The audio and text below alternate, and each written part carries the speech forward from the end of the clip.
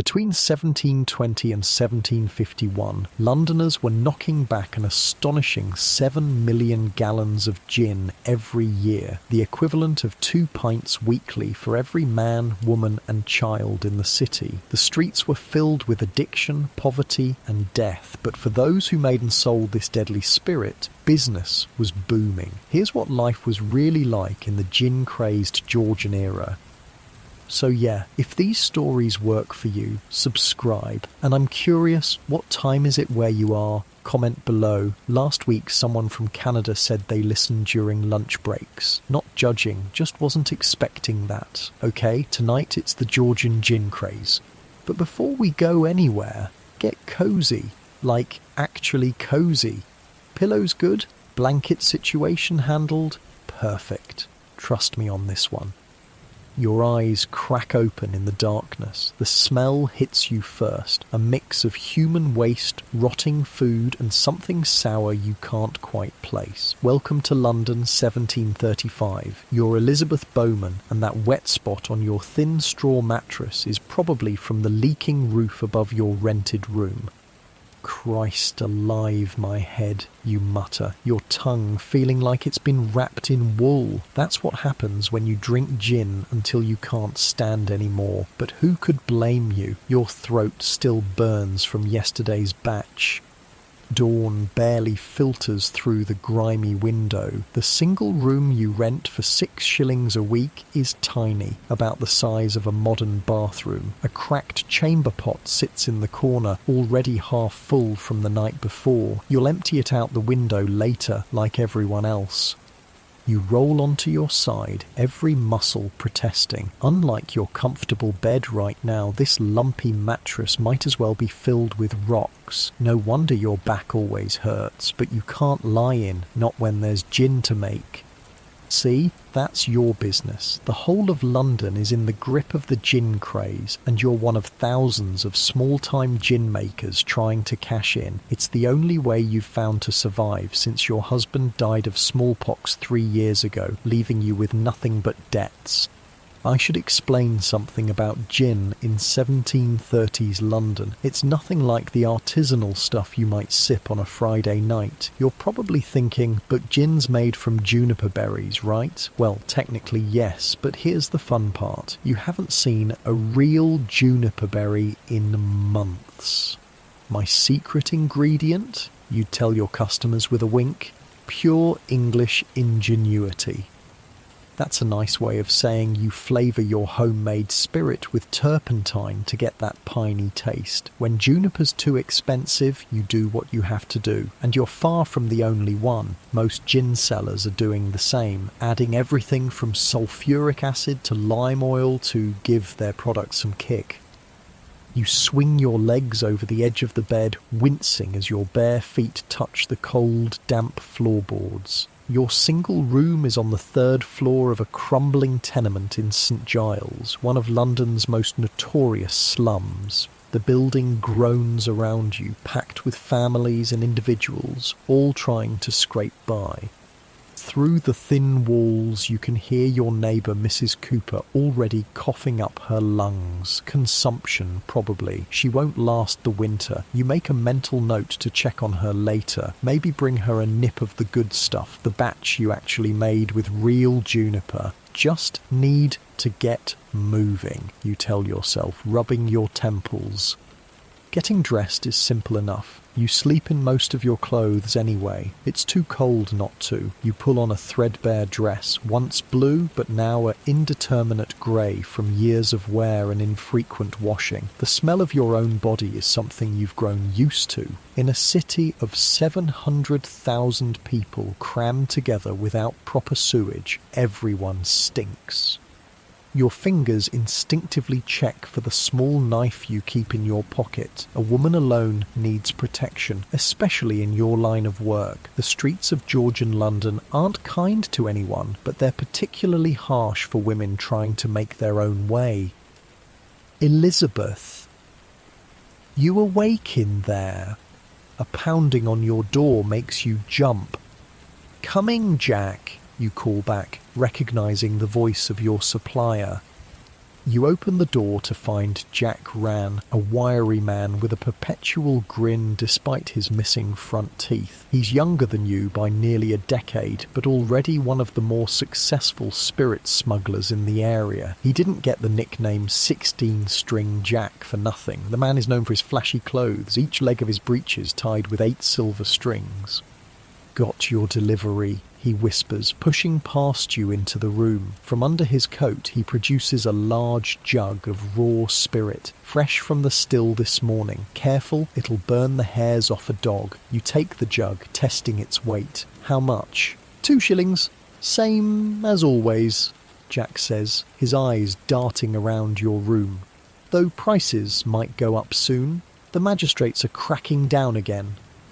That's the thing about Georgian London. The authorities are constantly at war with gin sellers. One year they relax the laws to please the landowners who grow the grain. The next they're hanging people for selling gin without a licence. "You heard about Judith Dufour?" Jack asks, lowering his voice. You nod grimly. Everyone in the gin trade has heard the story. A woman so desperate for gin money that she took her 2-year-old from the workhouse, strangled it, and sold its new clothes for gin money. She was hanged at Tyburn last year. The story made you sick, but it also scared you. Not because you'd ever do something so horrible, but because it showed how easily the authorities would make an example of women in the gin trade. "Well, they're using that to push for new laws," Jack continues. "Bishop Wilson's on a crusade, says we're creating a drunken, ungovernable set of people. Like they weren't ungovernable before gin," you mutter, handing over the coins. Jack pockets the money with a flourish. "Just be careful where you sell today. The constables are out in force around Covent Garden."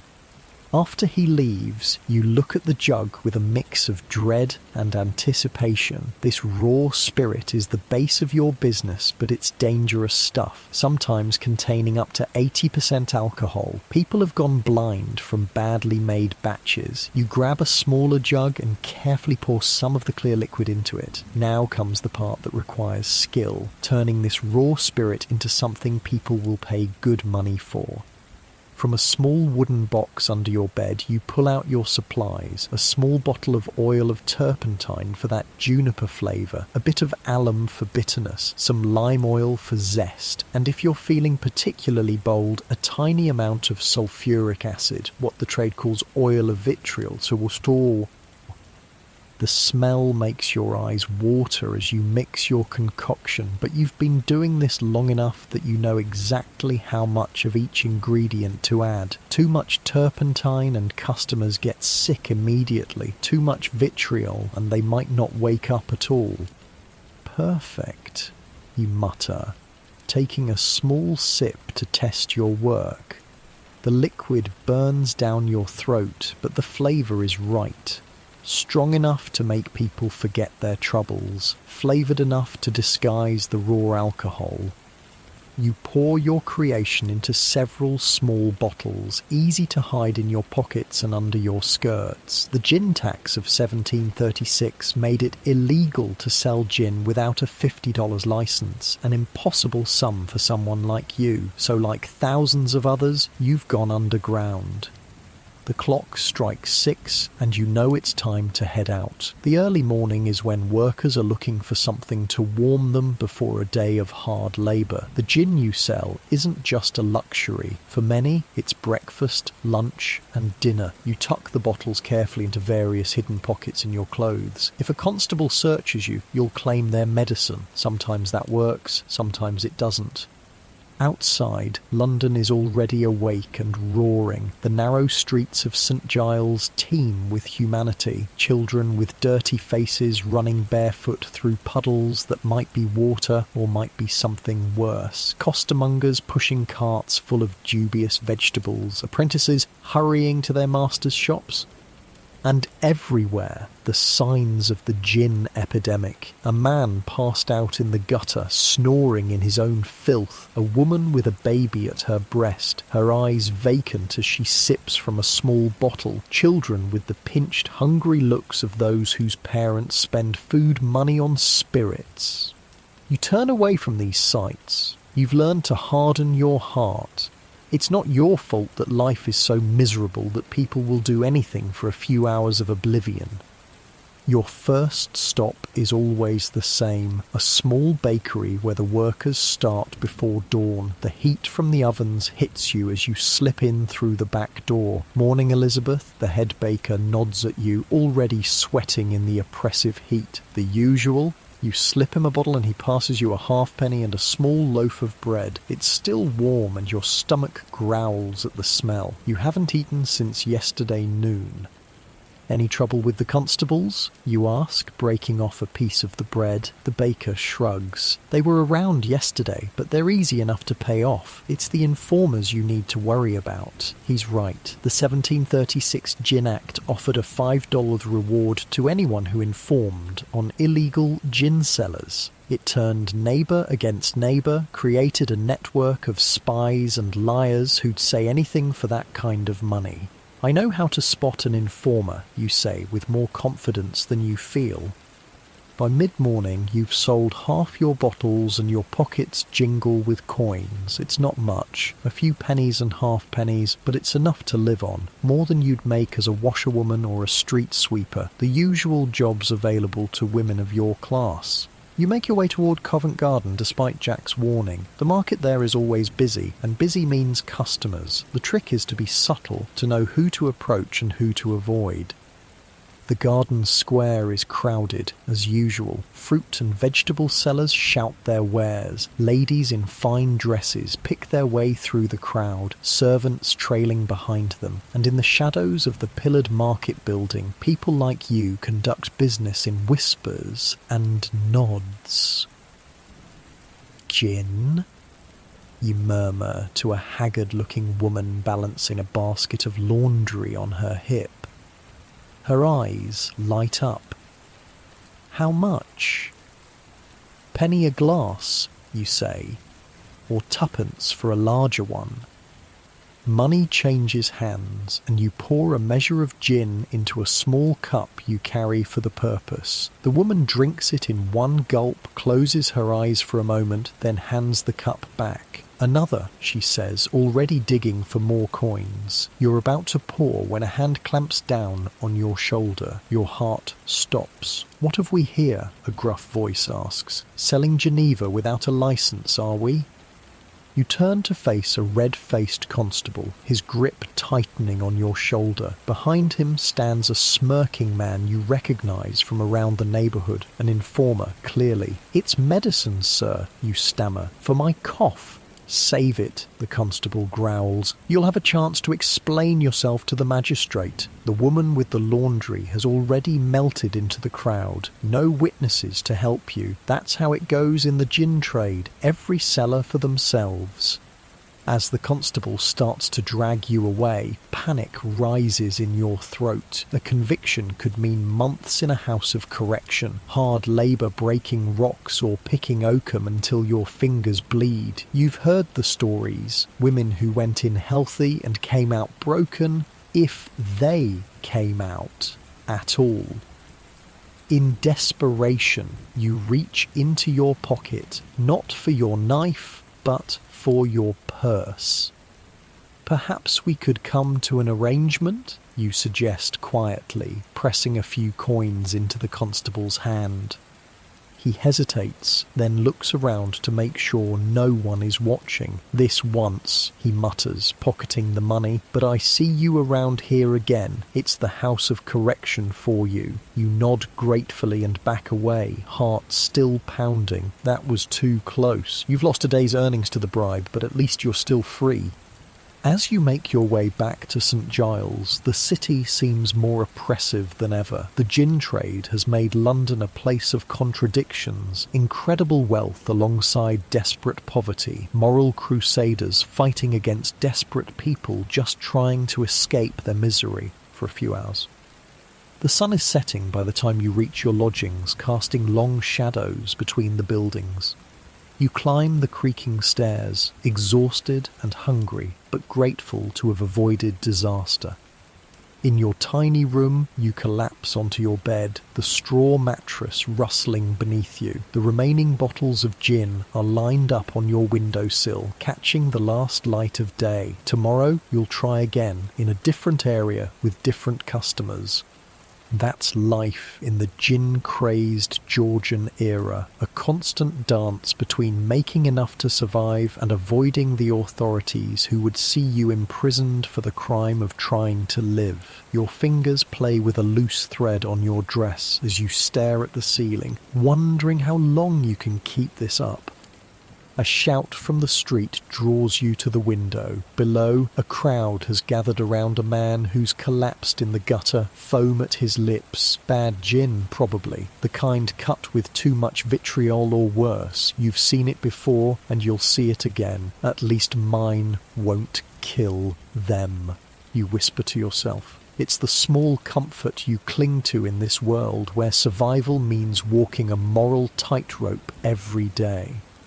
As darkness falls completely, you reach for one of your own bottles. Just a small sip to help you sleep. In the morning, you'll start again, mixing your concoctions, hiding from constables, selling oblivion penny by penny to those as desperate as yourself. This is your London, this is the gin craze, and like the city itself, it will consume you if you let it.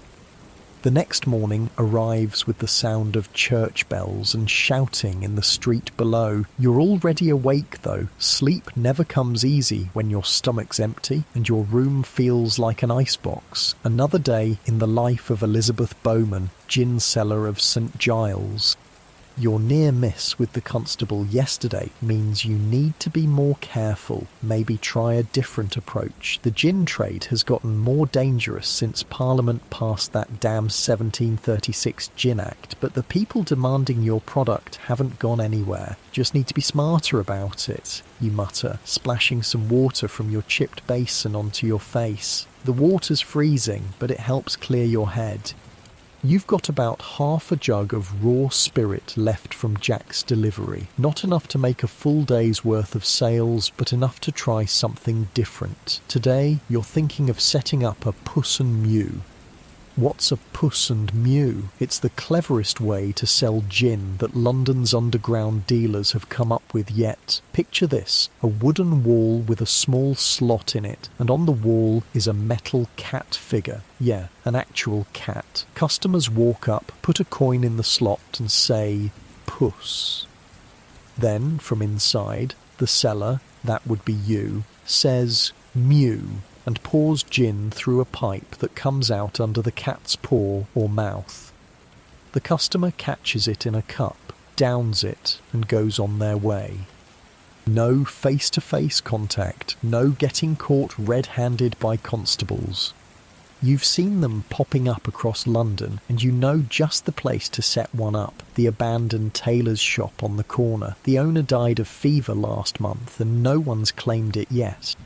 But first, breakfast. You fish under your bed and pull out the heel of yesterday's bread. It's hard as a rock now, but if you dip it in water, you can just about chew it. This is what passes for breakfast for most Londoners in your position. The rich might wake up to eggs, bacon and coffee. You get stale bread if you're lucky. Could be worse, you remind yourself. Could be in the workhouse. The workhouse is every poor Londoner's nightmare, a prison in all but name where the destitute are sent to labour endlessly breaking rocks, picking oakum or grinding bones. The food is worse than what you're eating now, and the conditions make your tiny room look like a palace. You've managed to stay out so far, but it's always there, waiting for those who fall too far. You pull on your coat, the same one you've had for 5 years, patched so many times it's more patch than original cloth, and head out into the London morning.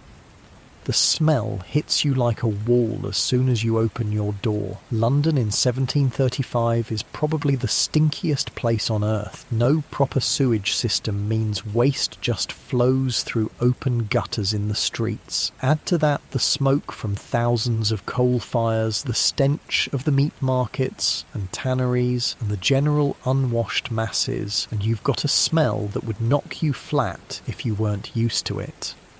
You descend the rickety stairs of your tenement, nodding to Mrs. Cooper, who's sitting on the bottom step, her breath coming in wheezing gasps. "Morning, Lizzie," she manages between coughs. "Got any of your medicine?" That's what a lot of people call gin, medicine, and to be fair, in a city where the water can kill you and the cold seeps into your bones, it does serve a kind of medicinal purpose. It dulls pain, both physical and the deeper kind that comes from living in squalor with no hope of escape. You glance around to make sure no one's watching, then pull out a small bottle. "Here," you say, pressing it into her hand. "Just a little to ease the cough." She doesn't offer to pay, and you don't ask. There's an understanding among the desperate. You help when you can, because tomorrow it might be you needing help. The streets of St. Giles are already busy, though it's barely past dawn. Children as young as 5 or 6 run errands or beg. Men trudge to whatever labour they can find, the lucky ones to regular jobs in workshops or markets, the unlucky to stand on street corners hoping someone needs a strong back for the day. You make your way to the abandoned tailor's shop, a small bundle under your arm containing the things you'll need. The place is dusty and smells of mildew, but the front window facing the street is perfect for what you have in mind. Setting up a puss and mew isn't complicated. You've brought a piece of wood to block most of the window, leaving just a slot at the bottom. From an old pewter dish, you've fashioned a crude cat face that you nail above the slot.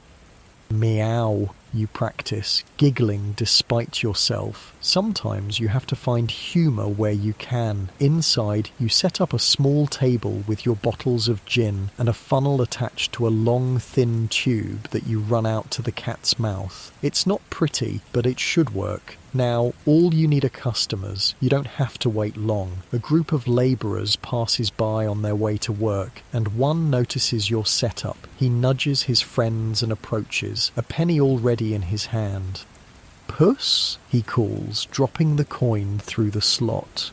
"Mew," you respond, and pour a measure of gin down your funnel. The man catches the liquid in his cupped hands. He doesn't have a cup, and slurps it up, wiping his mouth with his sleeve afterward. "Good morning, medicine," he says with a grin, revealing several missing teeth. His friends soon follow suit, and before you know it, you've made 6pence in sales. Not bad for your first hour.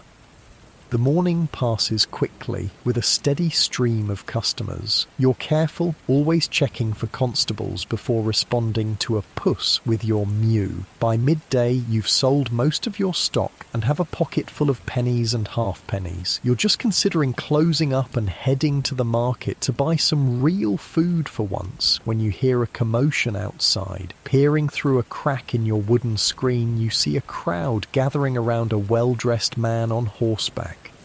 "Hear ye," the man calls out, unrolling a scroll. "By order of His Majesty's government, a new proclamation regarding the sale and consumption of spirituous liquors." Your stomach drops. Another law? They're always changing the rules, always finding new ways to crack down on the gin trade while still allowing the rich to drink whatever they want. "The sale of gin without proper licence is hereby punishable by imprisonment and public whipping," the man continues, "and any person informing on such illegal sales shall receive a reward of £5. £5. That's more than most people in this neighbourhood see in months. It's enough to tempt even the most loyal friend to turn informer. You suddenly feel very exposed in your makeshift gin shop. The announcement continues, but you're no longer listening. You need to pack up and get out before someone decides £5 is worth more than their next drink. Hastily, you dismantle your puss and mew, stuffing the parts into your bundle. You'll have to leave the wooden screen, but that doesn't have your name on it. You're about to slip out the back when the door to the shop creaks open. Your heart nearly stops, but instead of a constable, it's Jack Rann, your supplier, looking uncharacteristically worried. "Elizabeth," he whispers urgently, "you need to come with me, now." "What's happening?" you ask, clutching your bundle to your chest. "They've arrested Molly Harris. Someone informed on her gin cellar down on Drury Lane. They're saying she's going to hang." Molly Harris. You know her. Not well, but enough to have shared a drink once or twice. She ran one of the bigger gin operations in the area, a cellar where people could come and drink on the premises, a step up from your street selling. "Hang," you repeat, disbelieving. "For selling gin." Jack's face is grim. "For selling adulterated spirits that killed 3 men. They're saying she put too much vitriol in her mix." The blood drains from your face. You've been careful with your own concoctions, but who's to say what's too much? There are no recipes, no regulations. Everyone makes gin their own way, with whatever they can get their hands on. "Come on," Jack says, tugging at your arm. "There's a meeting. People like us. We need to figure out what to do." You follow him out the back door and through a maze of narrow alleys. Jack moves with the confidence of someone who knows every back street and hidden passage in London. It's how he stayed ahead of the law so far. He leads you to a cellar beneath a respectable-looking coffee house near Covent Garden. The contrast is striking. Upstairs, gentlemen in fine clothes debate philosophy and politics over expensive imported coffee. Down here, in the dank basement, the cellar is crowded and lit by a few sputtering candles. The air is thick with tobacco smoke and the smell of unwashed bodies. You recognise many faces, fellow gin sellers from various neighbourhoods, a few dealers in stolen goods, some women who work the streets.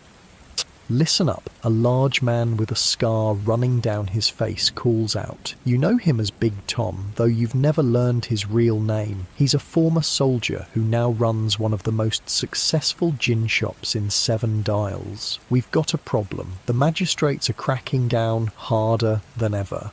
Molly Harris is facing the noose, and word is they're looking to make more examples." A murmur runs through the crowd. Making an example of someone means a public hanging at Tyburn, with crowds gathering to watch the spectacle. Hangings are like holidays in London. Shops close, people bring picnics, children are hoisted on shoulders for a better view. "What are we supposed to do?" a woman's voice calls out. "This is how we eat. How we live." "We need to be smarter," Big Tom says. "More careful about who we sell to. No more selling to strangers. And for God's sake, be careful with your mixtures. We can't have more people dying from bad gin. That's the thing about the gin trade. It's built on a foundation of desperation. The customers are desperate for escape, and the sellers are desperate for income. Quality control isn't exactly a priority." "I've heard they're changing the law again," someone else chimes in, "making licenses cheaper so more legal gin shops can open. And how's that help us?" a voice challenges. "We still can't afford a license, even if they cut the price in half." The discussion goes back and forth with various suggestions thrown out. Go underground completely, move operations to different neighbourhoods, bribe more constables, but no one has a real solution. As the meeting breaks up, you find yourself standing next to a woman you've seen around but never spoken to. She's older than you, with deep lines etched into her face and hands gnarled from hard work. "First time at one of these?" she asks, offering you a pull from a small flask. You nod, accepting the flask and taking a small sip.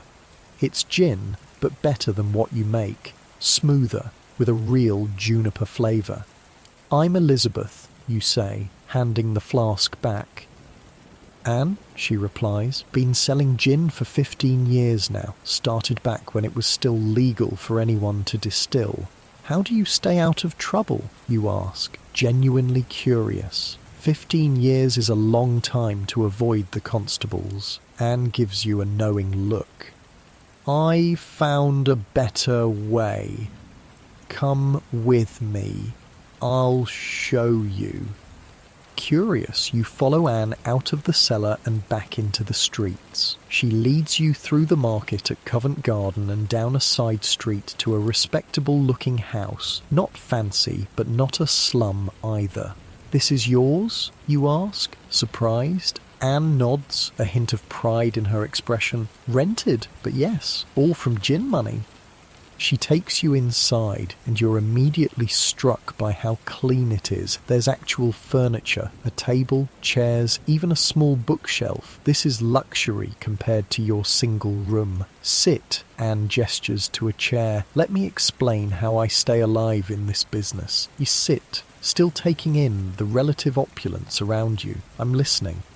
Anne bustles around, lighting a small fire in the grate and putting on a kettle. The mistake most sellers make is selling to anyone with a penny. That's how you get caught. "I only sell to people I know, regular customers who come to me by word of mouth." "But how do you make enough that way?" you ask. Volume is how most sellers survive. A penny here, a penny there, all day long. Anne smiles, revealing surprisingly good teeth for someone her age. "Because I charge more. My gin is better. Real juniper, no vitriol, no turpentine, and I sell it as a luxury, not as cheap escape." She points to a row of small bottles on her shelf, each with a handwritten label. "Mrs. Anne's Cordial Water, restorative tonic for ladies, healthful spirit of juniper." You market it as medicine, you realise. "Exactly," Anne nods. "And I only sell to women, respectable women who wouldn't be seen in a dram shop but still want their daily gin. Widows, wives of tradesmen, even a few merchants' ladies. They pay 3 or 4 times what your street customers pay, and they never inform on me because they'd have to admit they're buying gin themselves." It's genius, really. Find a niche within the gin market where the customers have money and a reason to keep quiet. "How did you start?" you ask, as Anne pours hot water into cups and adds a splash of gin to each. Anne's face darkens slightly. "Like most, out of necessity. My husband was a journeyman printer. Good man, good trade. Then the gin got him. Started drinking more and more. Couldn't work. Eventually drank himself to death, leaving me with 3 children and no income." She passes you a cup. The gin-laced tea is warming and soothing. "I started selling what killed him," she continues with bitter irony. "Figured I might as well profit from the devil I knew, but I swore I'd never sell the kind of rotgut that took my James. My gin is clean as I can make it." You sip your drink thoughtfully. "Could you teach me? How to make better gin, I mean?"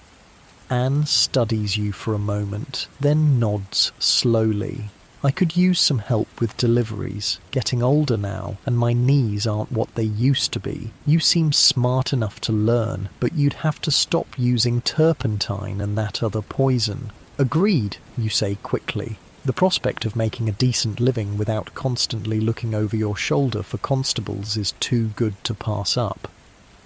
"First lesson," Anne says, settling into her chair. "Real gin starts with good spirit, not that raw stuff your friend Jack probably sells you. You need to redistill it, clean it up." She points to a small copper pot in the corner of the room, with tubes running from it into a bucket of water, then into a collection vessel.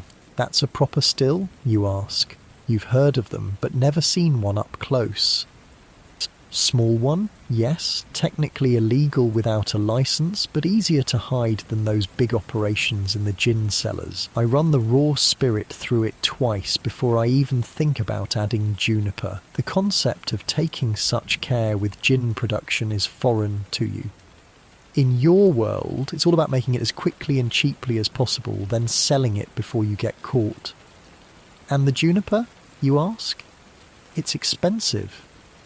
It is, Anne agrees, but worth it. I buy it from an apothecary I know. Add it to the spirit with some coriander seed, angelica root, and a bit of dried lemon peel. Let it steep for a day, then distill again. That's proper gin. She makes it sound so simple, yet you know it represents a completely different approach to the trade, an investment in quality rather than just chasing quick pennies. Why are you telling me all this? You ask suddenly. Why help me?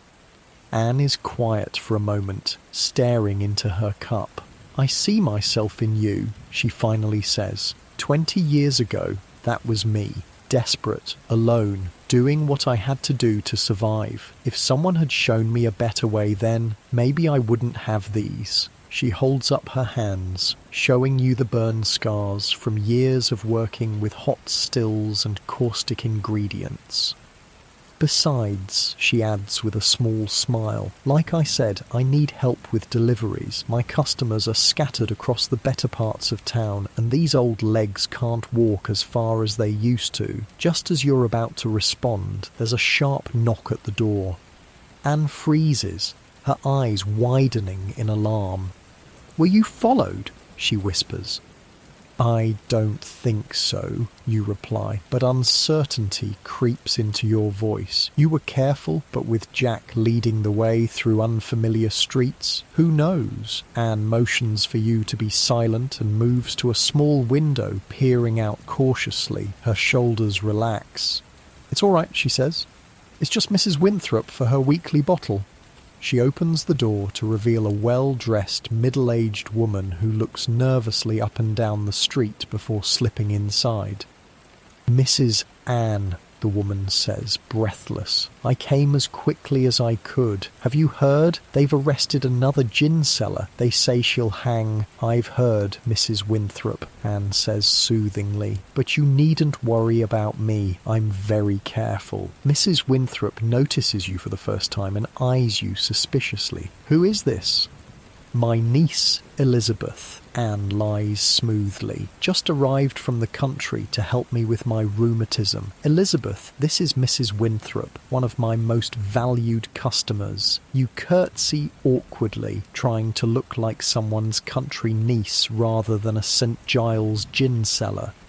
Mrs. Winthrop doesn't look entirely convinced, but is too distracted by her need for gin to press the issue. Do you have my tonic ready? My nerves have been terrible this week. Mr. Winthrop has been most difficult about household expenses. Anne retrieves a small, elegantly labelled bottle from her cabinet and hands it to Mrs. Winthrop, who in turn passes over what looks like a considerable sum of money.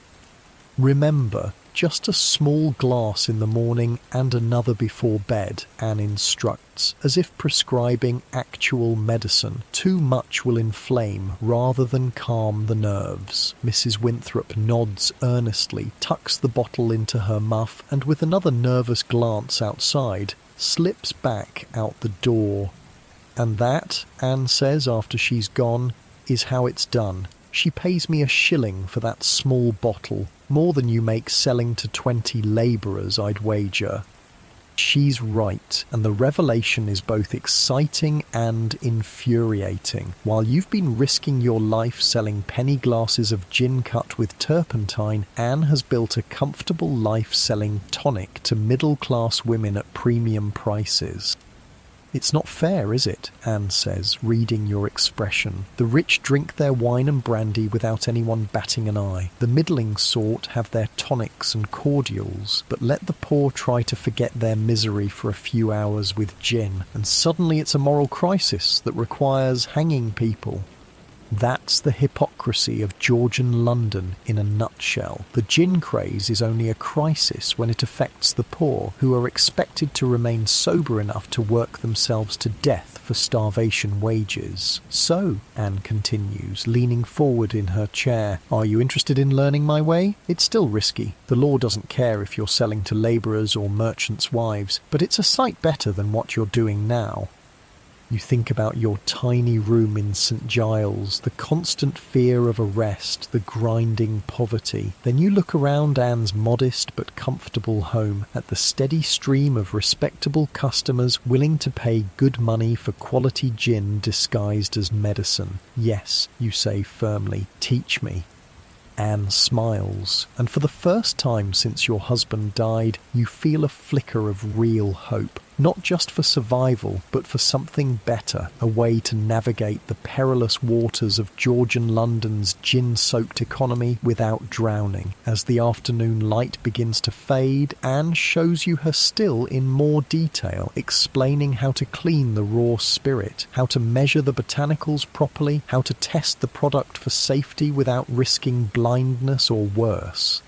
It's a different world from the crude mixing you've been doing in your room, more science than desperation. And as you absorb Anne's lessons, you realise that there's a kind of dignity in doing something well, even if that something is making illegal gin. One more thing, Anne says, as you prepare to leave. If you're going to work with me, you'll need to move. St. Giles is no place for someone selling to the kind of customers I have. They'd never believe you came from there.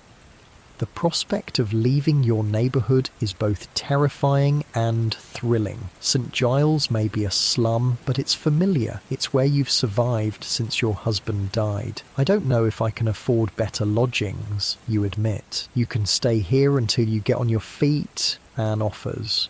I have a small room upstairs that my daughter used before she married. It's yours if you want it. The kindness nearly brings tears to your eyes. In a city as harsh as London, genuine generosity is rare. Thank you, you manage to say. I'll get my things tomorrow. As you step back out into the London evening, the city somehow looks different. Still dirty, still dangerous, still divided by vast gulfs of wealth and privilege. But now you can see a path forward, a way to navigate its perils with a bit more security.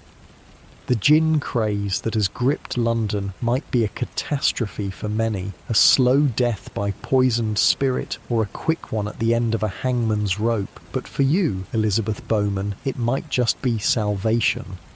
The next morning finds you back in St. Giles, stuffing your few belongings into a tattered cloth sack. There's not much to pack. A spare dress even more threadbare than the one you're wearing, a comb missing half its teeth, a small knife, and a locket with a snippet of your husband's hair.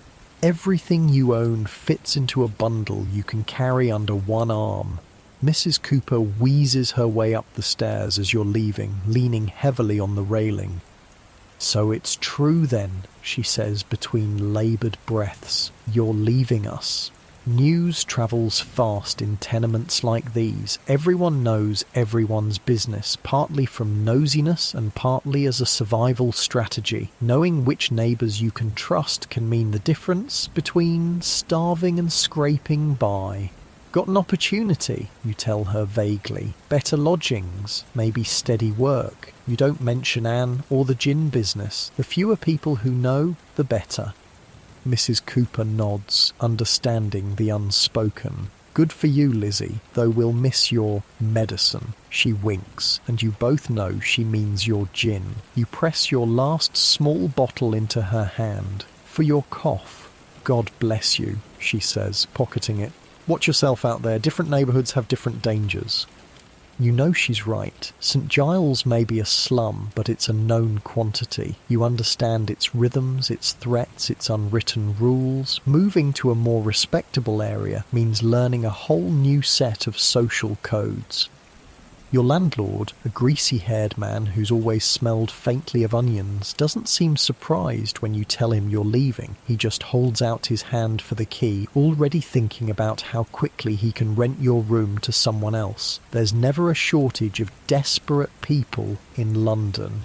"Owe me for the rest of the month," he grunts. "The roof leaks and there are rats in the walls," you counter. "Consider us even." He looks like he might argue, but apparently decides it's not worth the effort. Instead, he just spits on the floor and walks away, a gentleman to the end. With one last look at the dingy room that's been your home for the past 3 years, you close the door and head downstairs. You're not sentimental about the place. It's been shelter, nothing more, but there's still a strange feeling in your stomach as you step out onto the street. This is a change, a risk. And in your experience, change usually means trouble. But not this time, you tell yourself firmly. This time, change means opportunity. The walk to Anne's house takes nearly an hour, partly because you're carrying your bundle and partly because you're careful to take a roundabout route. Old habits die hard, and you still check over your shoulder for constables or informers. Anne welcomes you with a cup of tea, real tea, not the weak, twice-brewed dregs you're used to. The little luxuries in her home continue to surprise you. A china cup, a cushioned chair, windows that actually keep out the draft. "I've cleared out the upstairs room," she says, showing you to a small but clean chamber with an actual bed, not just a straw mattress on the floor. "It's not much, but it's yours for now. It's more than I've had in years," you admit, setting down your meagre bundle. Anne looks at your belongings with a critical eye. "We'll need to get you some new clothes. You can't meet my customers looking like you just crawled out of St. Giles." You glance down at your dress, seeing it suddenly through Anne's eyes, patched, stained, clearly marking you as someone from the poorest part of the city. "I can't afford," you begin, but Anne waves away your protest. "Consider it an investment in our business," she says. "Besides, I have some of my daughter's old things that might fit you with a bit of alteration." The idea of wearing clothes that aren't threadbare makes you feel both excited and uncomfortable. In St. Giles, looking too prosperous can make you a target, but here, in a respectable neighbourhood, looking poor marks you as suspicious. You spend the morning learning the basics of Anne's still, how to check the temperature, how to ensure the coil is properly cooled, how to collect the distilled spirit without wasting a drop. It's more complicated than your old method of just mixing raw spirit with flavourings, but you can already tell the result is far superior.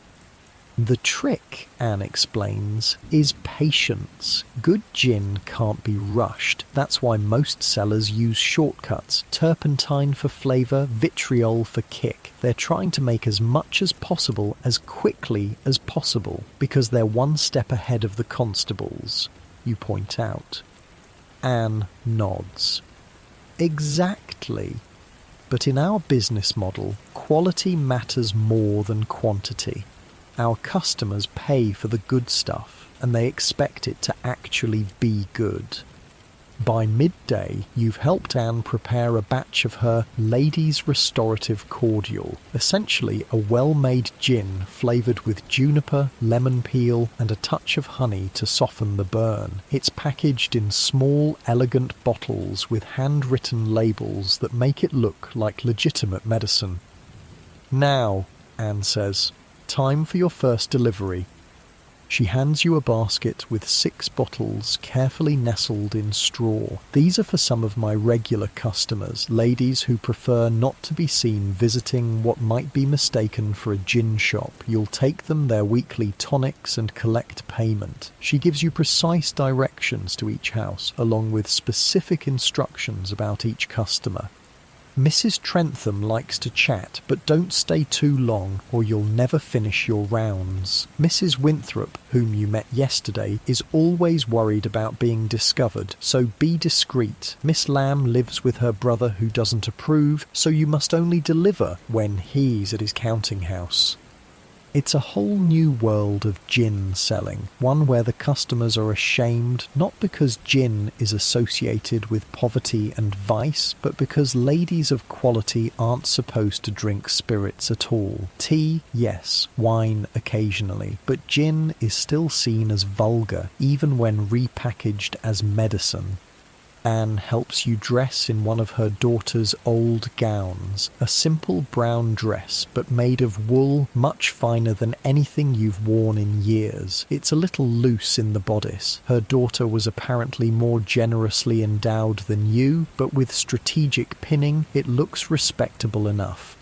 Remember, Anne says as she adjusts your collar, you're my niece from the country, helping me with my business of medicinal cordials. You're respectable, but not too educated, polite, but not familiar. You practice a curtsy, feeling ridiculous, but understanding the necessity.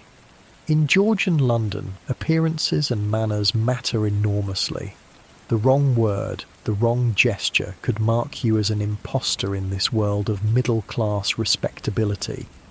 How do I look, you ask, smoothing down the unfamiliar fabric. Anne steps back, evaluating you with a critical eye. You'll do, though try not to walk like you're expecting to be robbed at any moment. You hadn't realised your habitual wariness was so obvious. You consciously relax your shoulders and try to adopt a more confident posture. Better, Anne nods. Now off you go. And remember, these aren't gin customers, they're ladies purchasing health tonics.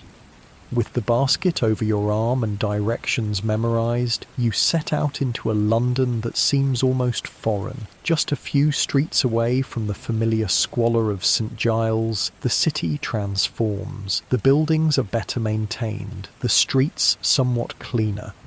There are fewer beggars, fewer drunks collapsed in doorways. The people dress better, walk with more confidence, look at you with less desperation in their eyes.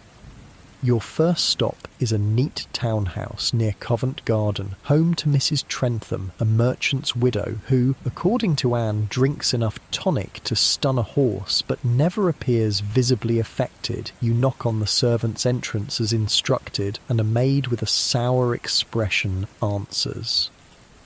"Yes," she asks, looking you up and down suspiciously. "Delivery from Mrs. Anne for Mrs. Trentham," you say, trying to sound like this is perfectly routine for you. The maid's expression changes from suspicion to understanding. "Oh, the tonic. Yes, madam is expecting it. This way." She leads you through a kitchen that smells wonderfully of baking bread, up a back staircase, and into a small sitting room where a plump, rosy-cheeked woman sits, embroidering by the window. "The tonic delivery, ma'am," the maid announces. Mrs. Trentham looks up, her face brightening. "Ah, excellent. But you're not Anne." "Her niece, ma'am," you say, dropping into the curtsy you practiced. "Elizabeth, my aunt's rheumatism is troubling her today, so I'm making the deliveries." "How lovely of you to help your aunt," Mrs. Trentham says, setting aside her embroidery. "Do sit down a moment. Tell me, how are you finding London? Anne mentioned you're from the country." And just like that, you're drawn into conversation with a woman from a world entirely different from your own. Mrs. Trentham chatters about people you've never heard of, social events you couldn't hope to attend, concerns that would never cross your mind in St Giles. Like whether the new fabric for her drawing room curtains should be blue damask or green silk. You navigate the conversation carefully, offering vague responses about London being very grand and so different from home. When she asks where exactly in the country you're from, you mention a small village near where your husband once told you he grew up. You know, just enough details to sound convincing. All the while, Mrs. Trentham sips tea that, judging from the faint smell wafting across the room, has been generously enhanced with gin from a previous delivery. After what feels like an eternity of small talk, you finally manage to extract yourself with the promise that Anne herself will visit next week. Mrs. Trentham presses payment into your hand, a sum that would have taken you days to earn selling penny glasses in St Giles. Your next deliveries follow a similar pattern, though not all customers are as chatty as Mrs. Trentham. Mrs. Winthrop, whom you met yesterday, barely opens her door wide enough to take the bottle and hand over coins, her eyes darting nervously up and down the street the entire time.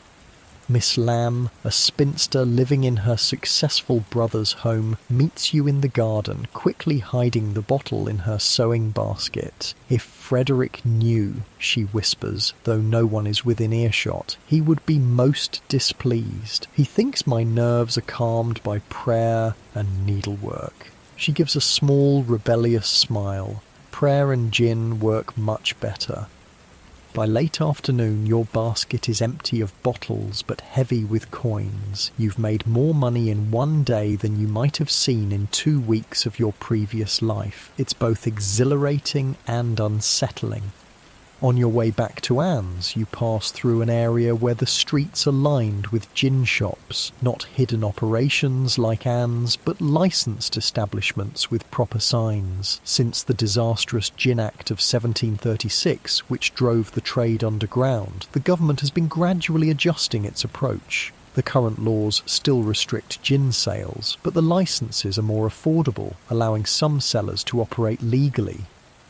These legitimate gin shops are a world away from the back-alley operations and puss and mew setups of the poorest neighbourhoods. They have proper counters, glasses rather than crude cups, sometimes even seating, and their customers aren't just labourers seeking oblivion, but include tradesmen, clerks, even the occasional gentleman slumming it.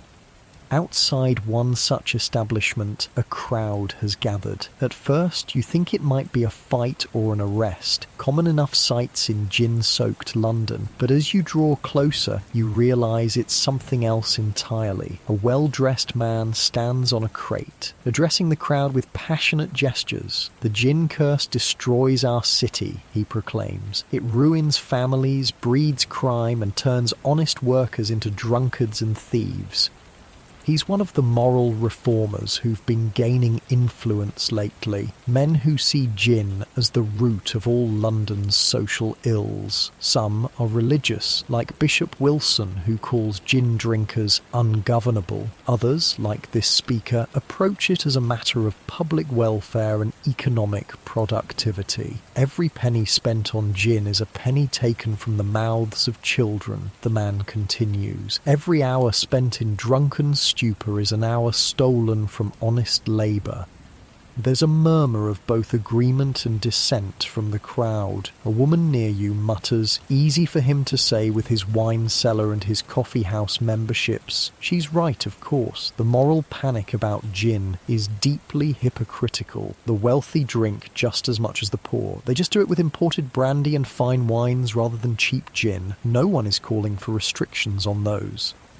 As if to underscore the point, a well-dressed gentleman emerges from the gin shop, slightly unsteady on his feet. He listens to the reformer's speech with an amused expression before calling out, "Perhaps, sir, you should preach temperance at the gentlemen's clubs of St. James's before condemning the simple pleasures of the working man." This draws cheers from part of the crowd and scowls from others. The class divisions of Georgian London are never far from the surface, and gin sits right on the fault line. The reformer tries to continue his speech, but the disruption has broken his momentum. As the crowd's attention fragments, you slip away, not wanting to be noticed. Back at Anne's house, you find her sorting herbs at her kitchen table, the room fragrant with juniper, coriander, and dried citrus peel.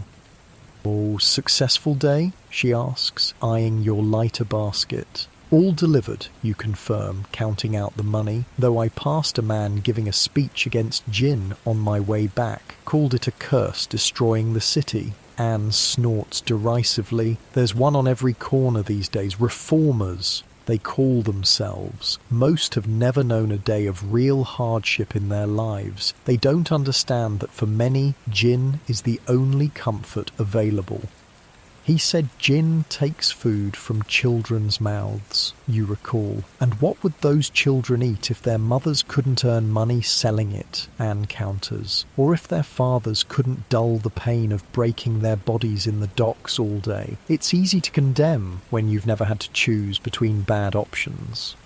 She has a point. In the brutal economy of Georgian London, gin is both problem and solution, a source of income for thousands like you and Anne, a brief escape for countless others, a health hazard for many, and a moral panic for the privileged classes who see only the negative consequences.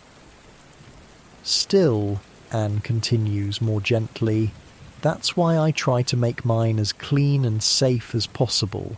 Too much of anything can be a poison, but bad gin is always a poison. She shows you how to test the strength of the spirit by lighting a small amount on fire. The colour and intensity of the flame indicate its alcohol content. Too weak and customers feel cheated. Too strong and it can do real harm, she explains. As evening falls, you help Anne prepare dinner. A simple stew, but with actual meat in it, a luxury you've rarely enjoyed in recent years. The warmth and relative comfort of her home still feels strange, almost undeserved.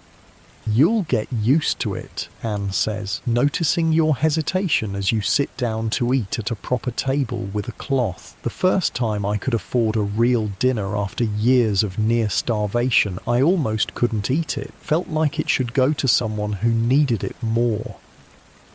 How did you overcome that? You ask, breaking off a piece of bread, fresh bread, another rarity in your life. Anne smiles wryly. Realised I was that someone who needed it. Surviving isn't just about not dying, Elizabeth. Eventually, you have to allow yourself to live. After dinner, Anne teaches you more about her gin-making process, showing you how to filter the spirit through charcoal to remove impurities, how to measure botanicals precisely, how to test each batch for consistency. Tomorrow, she says, as you're cleaning the equipment, we'll visit my supplier. He's an apothecary in the city who sells me juniper and other botanicals, claims they're for perfume making. She winks. We all have our little fictions. That night, lying in a real bed for the first time in years, you find sleep elusive despite your exhaustion. Your mind keeps returning to the contrasts of the day, the desperate gin drinkers collapsed in St. Giles' doorways versus the respectable ladies sipping tonic in their comfortable homes. The hidden Puss and Mew operations versus the licensed gin shops. The moral condemnation from those who've never known true want.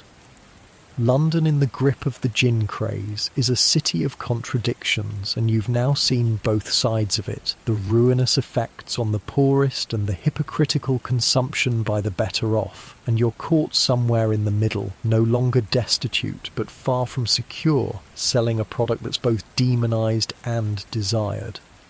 As you finally drift towards sleep, one thought keeps returning. In this gin-soaked city, you're managing to stay afloat by learning to swim with the current rather than against it. And maybe, just maybe, you'll eventually reach safer shores. Morning comes with the unfamiliar sensation of being well rested. The quiet of Anne's neighbourhood is a stark contrast to the constant noise of St. Giles, where even at night there were always shouts, cries, the occasional scream. Anne is already up when you come downstairs, dressed in a neat gown with a clean apron. Good, you're awake, she says. We have deliveries this morning, then we'll visit Mr. Winters, my supplier. She hands you a cup of tea and a plate with bread and cheese. Another real breakfast. A luxury that still feels strange. Also, she adds, I've been thinking about your training. You need to learn the whole business, not just deliveries and basic distilling. What else is there, you ask, between bites? The accounts, for one thing, Anne says, knowing what we spend, what we earn, tracking who's paid and who owes, and cultivating customers, finding new ladies who need tonics without attracting the wrong kind of attention. It's becoming clear that Anne's operation is far more sophisticated than the hand-to-mouth selling you're used to. She's running a real business, albeit an illegal one, with all the planning and management that entails. After breakfast, you accompany Anne on her delivery rounds to customers on the other side of her neighbourhood. Unlike yesterday's clients, who were mostly middle-class merchants' wives and widows, today's are somewhat higher on the social ladder. The first stop is particularly intimidating, a large house near Bedford Square, home to Lady Jenkins, the widow of a minor knight. You've never been in the presence of nobility before, even the lower ranks, and your nervousness must show. "Relax," Anne whispers, as a livid servant leads you up a back staircase. They put their stays on one lace at a time, just like everyone else, and they're often the ones most desperate for gin. All those social constraints make for thirsty women. Lady Jenkins proves this point. She receives you in her morning room, already looking flushed despite the early hour. The emptying of a tonic bottle on her side table suggests she's well into her daily consumption. "Anne, my saviour," she greets with slightly too much enthusiasm. "And who is this?" "My niece, Elizabeth, my lady," Anne replies with a respectful but not servile nod. "She's assisting me with my business." "Charming," Lady Jenkins says, barely glancing at you. Her attention is fixed on the basket Anne carries. "You've brought my monthly supply." "As requested, my lady, the special blend with extra lemon essence." Lady Jenkins's special blend is essentially a stronger version of the regular tonic, you'll later learn, closer to pure gin with less of the herbal disguise. She consumes more in a month than most of Anne's customers do in 3. As Anne counts out bottles, Lady Jenkins lowers her voice conspiratorially. "Have you heard about the Duchess of Marlborough? They say she takes laudanum with her gin now, claims it's for her nerves, but we all know better." Anne makes appropriate noises of shock while continuing to unpack bottles. The gossip flows freely, much of it centred on who among the upper classes is drinking what. It seems gin addiction reaches all levels of society, just hidden behind different facades depending on one's station. After collecting a substantial payment from Lady Jenkins, you and Anne continue your rounds. By midday, your basket is again empty of bottles and full of coins. "Now," Anne says, "to Mr. Winters, and remember, we're purchasing ingredients for ladies' perfumes and health cordials, nothing about gin."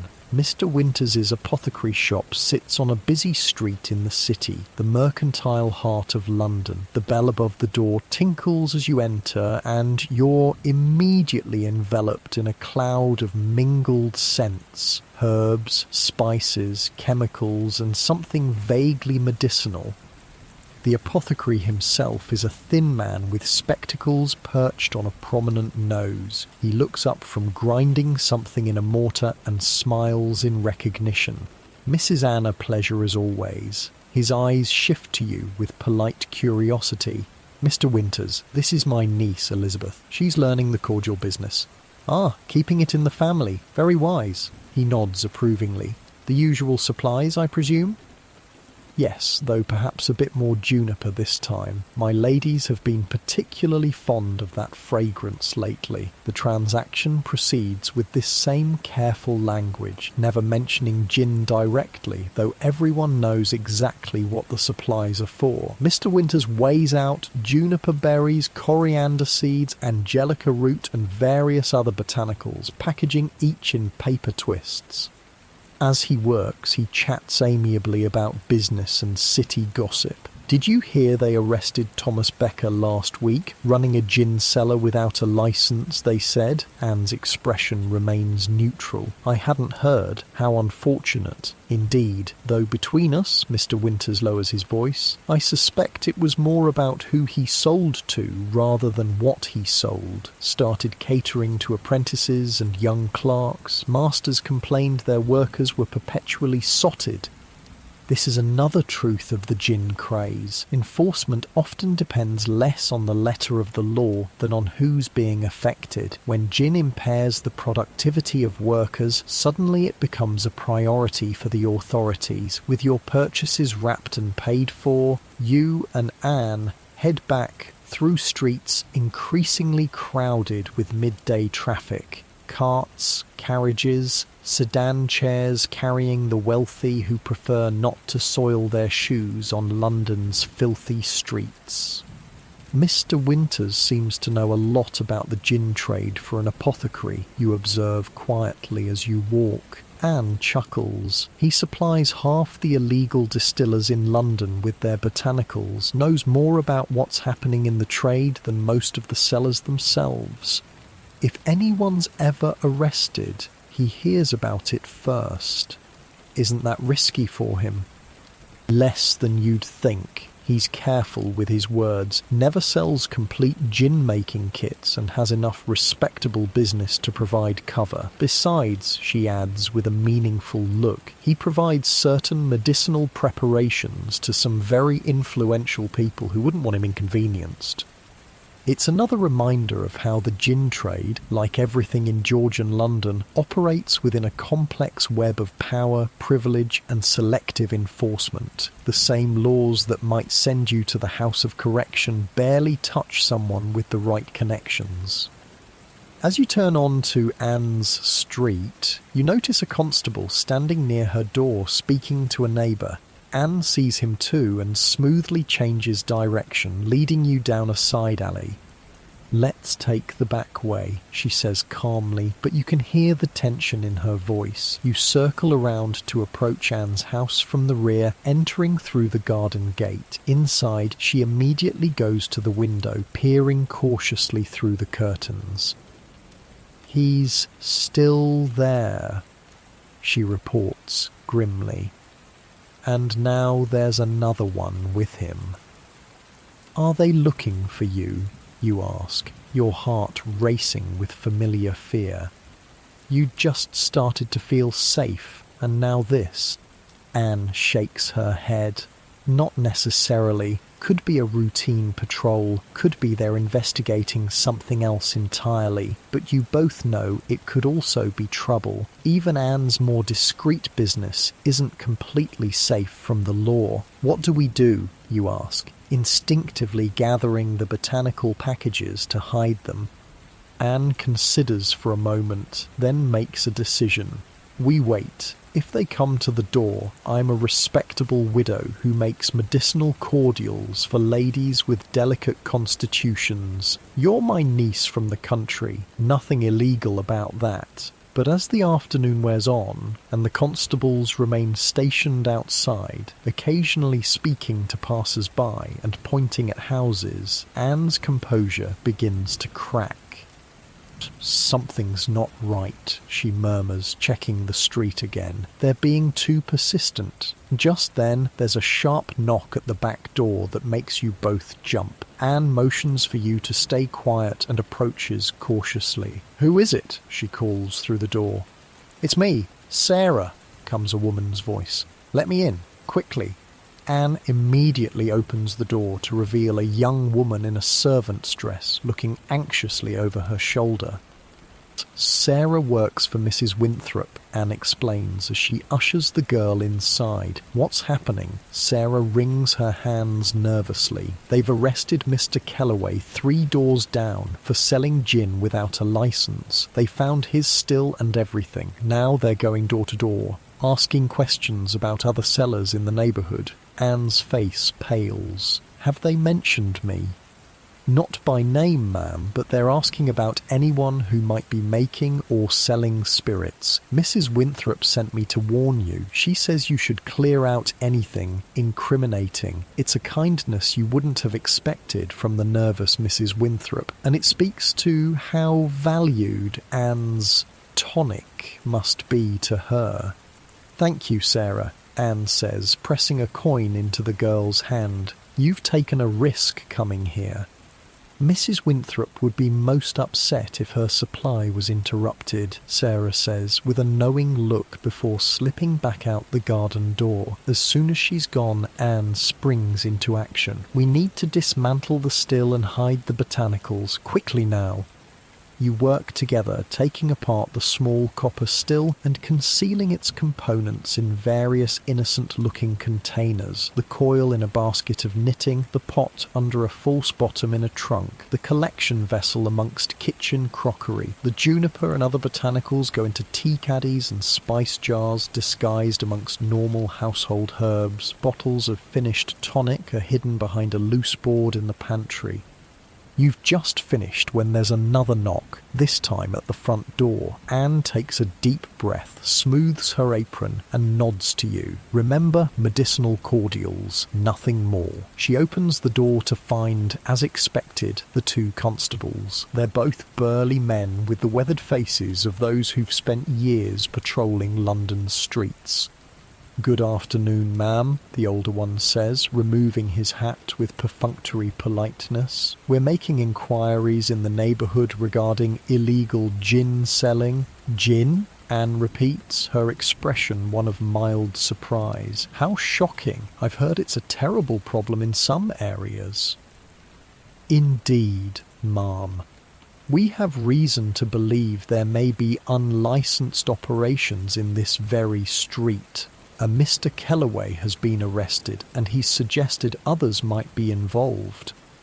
Your blood runs cold at these words. If Kellaway is naming names to save his own skin, Anne could be in real danger, but Anne's composure doesn't falter. "Well, I certainly know nothing about that. I'm a widow who makes medicinal cordials for ladies with delicate constitutions." She gestures toward you. "My niece, Elizabeth from the country, helps with deliveries." The younger constable's eyes narrow. "Cordials, you say? Made with what, exactly?" "Herbs, mostly," Anne replies smoothly. "Chamomile for nerves, mint for digestion, rose for feminine complaints. I'd be happy to show you my recipe book." She reaches for a small volume on a nearby shelf. A genuine herb book, you realise, that she keeps exactly for this purpose. The constables glance at each other, clearly uncertain. Anne's respectable appearance and confident manner make it difficult for them to press too hard without evidence. "We've been told someone on this street purchases large quantities of juniper berries," the older constable says, watching Anne's face carefully for a reaction. "Juniper? Oh yes, I use that occasionally," Anne admits readily. "It's excellent for urinary complaints. Many older ladies suffer, you know." She says this last part in a slightly lowered voice, as if sharing a delicate medical confidence. The constable shifts uncomfortably, clearly not wanting to pursue this line of questioning about women's ailments. "Perhaps we could see your, workshop," the younger one suggests, "where you prepare these cordials." "Of course," Anne agrees, leading them to the kitchen. "Though I've just cleaned up for the day. Elizabeth and I were about to have our tea." The constables look around the kitchen, which now appears perfectly innocent. Just the normal workspace of a woman who might make medicinal preparations with nothing to suggest gin production. They open a few cupboards, peer into jars, but their search is cursory. Without specific evidence or a warrant, they can't tear the place apart, and nothing obvious gives away Anne's real business. After a few more questions about her customers, respectable ladies with health concerns, her suppliers, Mr. Winters, a reputable apothecary, and how long she's been in the cordial business since her husband died 10 years ago, they seem satisfied, or at least stymied. "Thank you for your cooperation, ma'am," the older constable says, donning his hat again. "If you happen to hear anything about illegal gin operations, you'll inform us, of course." Naturally, Anne agrees, the perfect picture of a law-abiding citizen. One can't be too careful these days. So many unsavoury types about. Only when the door is firmly closed and the constables can be seen heading down the street do you both let out the breaths you've been holding. "That was close," you whisper, collapsing into a chair. Anne nods grimly. "Too close. Kellaway must be talking, trying to reduce his own punishment. We'll need to be even more careful now." What happens to him, you ask? To Kellaway, I mean. Depends on the magistrate, Anne says. Could be a fine if he's lucky, could be the House of Correction, could be worse if they decide to make an example of him. The gin laws are still harsh, even if they're not as draconian as they were a decade ago, and with moral reformers increasingly vocal about the gin crisis, the authorities are under pressure to show they're taking action. Maybe we should stop for a while, you suggest, just until things calm down. Anne considers this, then shakes her head. We can't afford to. My customers depend on their tonics, and we depend on their money. But we will need to be more cautious, perhaps change our delivery schedule, take different routes, and definitely reduce production for the next few weeks. As evening falls, you help Anne retrieve and reassemble her still. The brush with the law has shaken you both, but the economic reality remains unchanged. This is your livelihood, and stopping isn't an option. The thing about the gin trade, Anne says as you carefully reconnect the coil to the pot, is that it survives because people need it. Not just the drinkers, but the sellers, the suppliers, everyone involved. For many of us, it's gin or starvation. And that, perhaps, is the heart of the gin craze that has gripped London. Necessity as much as addiction, survival as much as indulgence. In a city where clean water is scarce, food prices are high, and work is brutal when it's available at all, gin provides both escape for some and livelihood for others.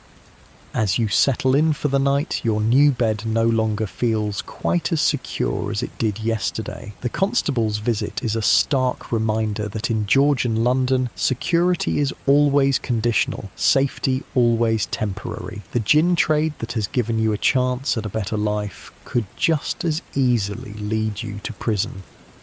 But as Anne said, what choice do you really have? This is the world you inhabit, a world where survival often means walking the knife edge between law and necessity, where morality is a luxury many simply cannot afford. Sleep comes fitfully, filled with dreams of constables, hidden stills, and rivers of gin flowing through London's streets, drowning the unwary. A week passes with no further visits from the constables. You and Anne settle into a cautious routine, still making and delivering gin, but with added precautions. You take different routes each day, space out deliveries to avoid patterns, and Anne has reduced production slightly, just enough to be safer without losing essential income. You're adapting well to your new life. The respectable clothes, regular meals, and absence of constant fear have begun to change you. Your hands, once rough and chapped from harsh conditions, are softening. Your face has lost its pinched, hungry look. Even your posture has changed. You stand straighter, walk more confidently. You're becoming a proper lady's companion, Anne remarks one morning as you prepare for deliveries. Hard to believe you were selling gin from your pockets in St. Giles just weeks ago. Don't know about lady, you reply, smoothing down your borrowed dress. But it's nice not having constables chase me through the alleys every other day. Anne smiles. Today I'm going to show you something different. We're visiting the Dark Horse. What's that? A licensed gin shop, owned by my old friend Henry. It's important you understand how the legal side of the trade works.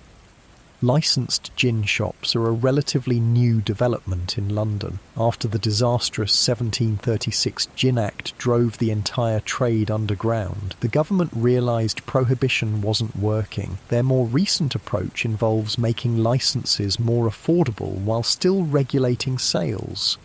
It hasn't solved the gin crisis, but it's brought some of the trade into the open where it can be monitored and taxed. You set out mid-morning after completing essential deliveries to Anne's most regular customers. The Dark Horse is located near Holborn, in an area where tradespeople, clerks and labourers mix with the occasional slumming gentleman. From the outside, it's surprisingly respectable. A proper shopfront with a painted sign showing a black horse rearing against a blue background. No hidden entrances or secretive whispers here, just a straightforward place to buy and consume gin. Inside, the difference between this and the illegal dram shops of St Giles is striking. The floor is clean swept, there's actual seating along the walls, and a long polished counter runs the length of the room. Behind it stand rows of bottles on shelves, and a man in a clean apron serves customers with an actual measuring glass rather than just sloshing spirit into whatever container is available. "Henry," Anne calls, waving to the man behind the counter. The proprietor looks up, his weathered face breaking into a broad smile. "Anne, my dear, what a rare pleasure." He comes around the counter to embrace her warmly, then regards you with friendly curiosity. "And who's this?"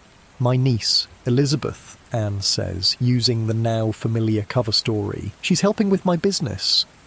"Welcome to the Dark Horse, Elizabeth," Henry says, bowing slightly. He's a man in his 50s, you guess, with the strong hands of someone who's worked hard all his life, but the keen eyes of a businessman. Any relation of Anne's is welcome here. The gin shop isn't crowded at this hour. A few labourers sit nursing glasses in the corner, taking a break from their morning work. A clerk type hunches over his drink alone, perhaps steeling himself for an afternoon of ledgers and figures. A pair of women in modest but neat dress chat, quietly over glasses so small they must hold barely a mouthful. "Quiet today," Anne observes as Henry leads you to a small table in the corner. "It'll pick up afternoon," Henry says. "Always does. Will you take a glass? On the house, of course." Anne nods. "Your special reserve, if you have it." Henry returns shortly with 3 small glasses of clear liquid. You notice immediately that it looks cleaner, more refined than the rough spirit sold in the slums. "Your health," Henry says, raising his glass slightly before taking a small sip. You follow suit, expecting the familiar burn of gin, but are surprised by the smoothness. It still has the juniper flavour, still warms your throat, but it doesn't feel like it's stripping the lining from your insides. "Good, isn't it?" Anne says, noting your expression. "This is what properly made gin should taste like. No turpentine, no vitriol, no adulterants." "How do you stay in business charging licence fees when there's so much cheaper gin available?" you ask Henry directly. He chuckles. "Smart question. The answer is quality and safety. My customers know what they're getting, won't blind them or kill them. Worth paying a bit more for that assurance. Plus respectability," Anne adds. "Some people won't buy from street sellers or visit dram shops, but they'll come to a licensed establishment." "That too," Henry agrees, "though I get plenty who start here early in the day, all proper, then end up in the penny gin shops by evening when they've drunk away their funds and still want more. This is the dark reality of the gin craze. It creates a thirst that's never fully quenched, driving people from respectable consumption to increasingly desperate measures as addiction takes hold." As you talk, the shop begins to fill with the midday crowd. More labourers, a few women who might be servants on their break, a couple of apprentices who look barely old enough to drink but already have the glazed eyes of regular consumers.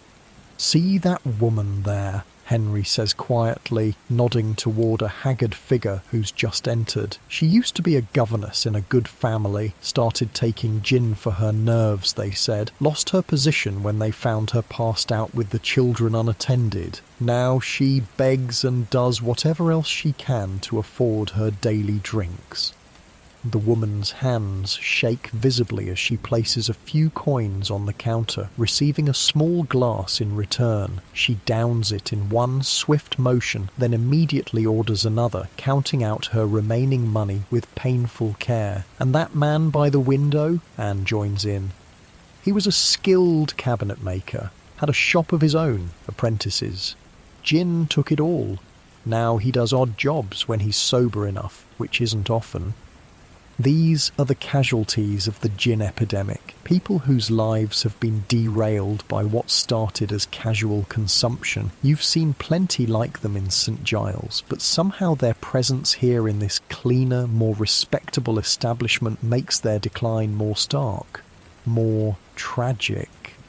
"So you see why I make my gin as safe as possible," Anne says, "and why I limit how much I sell to any one customer. I don't want this to happen to my ladies." Henry snorts. "Your ladies are just as addicted, Anne. They just have enough money to maintain appearances." "Perhaps," Anne concedes, "but at least they're not drinking poison, and they can still function in their lives." The conversation is interrupted by the entrance of a group of well-dressed young men, clearly gentlemen slumming it for amusement. They're loud, already half-drunk from lunch, and immediately dominate the room with their entitled presence. "Your finest gin, my good man," the leader calls to Henry, slapping coins on the counter with unnecessary force. "And be quick about it." Henry's expression tightens, but he serves them promptly. You can tell he doesn't appreciate their tone, but can't afford to turn away paying customers, especially those who might spend freely. "7 shillings for that little bottle?" one of the gentlemen exclaims. "Highway robbery." "That's my best gin, sir," Henry replies evenly. "Dutch import, not local." "Well, pour it then. Let's see if it's worth the king's ransom you're charging." The gentlemen take their drinks to a table, making a great show of tasting critically and pronouncing judgment like connoisseurs, though their already inebriated state suggests they're hardly discerning drinkers. "Typical," Anne murmurs. "They'll drink themselves silly here, then go to their clubs and complain about the gin problem among the lower orders, as if their brandy and port make them any less drunk." This hypocrisy is at the heart of the gin crisis. The wealthy and powerful condemn gin consumption by the poor while indulging freely themselves in other spirits. They pass laws restricting cheap gin while ensuring their own preferred drinks remain easily available. As you watch, the young gentlemen become increasingly boisterous, calling for more drinks, making loud remarks about the other patrons, behaving as if the place exists solely for their entertainment. "Should we leave?" you ask Anne, noticing how uncomfortable the atmosphere has become. She nods. "I think we've seen enough for today." You say your goodbyes to Henry, who's too busy managing the rowdy gentleman to do more than wave. Outside, the relative quiet of the street is a relief after the tense atmosphere inside. "That's another side of the gin trade," Anne says as you walk back toward her neighbourhood. "The licensed places are safer, more regulated, but they're caught between worlds, trying to be respectable enough for their license, but still selling a product that's associated with vice and poverty." "And those gentlemen?" you ask. "Do they really not see their own hypocrisy?" Anne shrugs. "People see what they want to see. To them, their drinking is sophisticated indulgence. The poor man's drinking is moral failure. Same gin, different bottle." As you turn onto a busier street, you notice a crowd gathered around a man standing on a crate, another temperance preacher by the looks of him, Bible in hand, condemning the evils of gin. "The devil's drink," he proclaims dramatically, "stealing the bread from children's mouths, turning women into harlots and men into beasts." The crowd's reaction is mixed. Some nod in agreement, others heckle, many simply listen out of momentary curiosity before moving on with their day. He's not entirely wrong, Anne admits quietly as you skirt the edge of the gathering. Gin has ruined many lives, but what he doesn't understand is that for many, it's not just about the drink itself, but what it represents, a brief escape from unbearable conditions. Like medicine for the soul instead of the body, you suggest. Anne looks at you with surprise. That's quite a poetic way to put it. But yes, I suppose so, though it's medicine that often kills the patient in the end. Back at Anne's house, you help her prepare a new batch of tonic, working with the skills she's been teaching you. Your hands are steadier now, your measurements more precise. You're becoming a proper distiller, not just a mixer of dubious ingredients. You're a quick learner, Anne observes as you correctly adjust the flame under the still. Another month and you could run your own operation. The comment catches you off guard. You haven't thought much about the future beyond the immediate relief of having food, shelter, and relative safety. The idea of having your own business, being truly independent, is both thrilling and terrifying. I couldn't afford a still, you point out, or suppliers, or a safe place to work. All things that come with time and careful saving, Anne says. I didn't start with much more than you had, just a determination not to end up in the workhouse after James died. Before you can respond, there's a knock at the door. Not the front entrance, but the back garden door, which is unusual. Anne frowns, motioning for you to stay with the still while she answers. You hear muffled voices, then Anne returns with a young man you don't recognise. He's perhaps in his mid-20s, simply but neatly dressed, with an intelligent face currently creased with worry. Elizabeth, this is Robert, Mrs. Winthrop's son, Anne introduces him. He has some troubling news. Robert nods to you distractedly, clearly more concerned with his message than with pleasantries. Mother sent me to warn you, he says to Anne. The constables are conducting searches again, this time with warrants. They've already raided 3 houses on Lambert Street. Your blood runs cold. Warrants mean they can legally search homes, not just ask questions at the door. If they come here, all your careful hiding of equipment won't matter. They'll have the authority to tear the place apart. Did they find anything? Anne asks, her voice steady despite the threat. 2 stills and several gallons of gin at old Mrs. Peters's place, Robert confirms grimly. They've arrested her, and they found bottles at the Clarkson house, though no still. They're taking statements, asking who supplied them. The implication is clear. If those arrested give up their suppliers or customers to save themselves, Anne could be next on the list for investigation. Thank you for the warning, Robert, Anne says. Your mother is very kind to risk sending you. She's worried about her medicine, Robert says, with a wry smile that suggests he's well aware of what his mother is really consuming. She asked me to inquire if you might have any set aside for emergencies.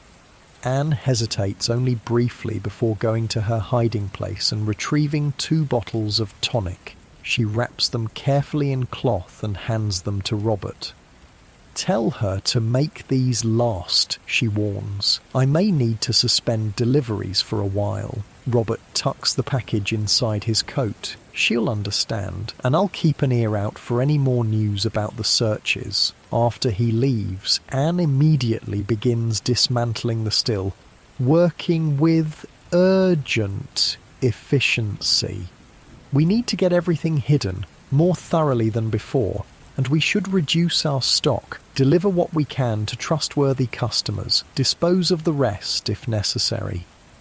You work together in tense silence, taking apart the still and hiding components in ever more creative places. The copper coil goes inside a rolled carpet in the attic. The pot is buried in a large sack of flour. Bottles are dispersed throughout the house, hidden in teapots, under floorboards, inside hollowed-out books.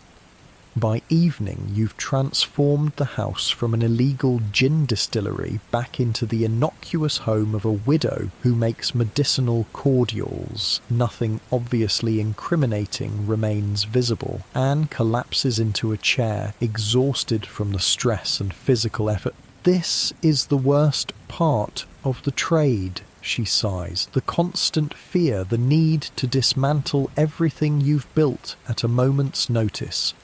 "Will it always be like this?" you ask, sinking into the chair opposite her. "Always hiding, always afraid?" Anne considers the question. "Probably, yes. At least until the laws change again. The authorities need to be seen doing something about the gin crisis, so there will always be raids, arrests, examples made. Our only protection is discretion and having customers who won't inform on us."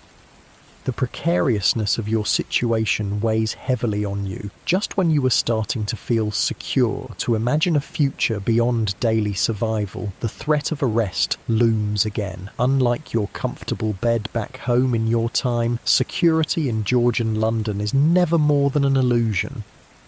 "What about leaving London?" you suggest. "Setting up somewhere smaller where there's less scrutiny?"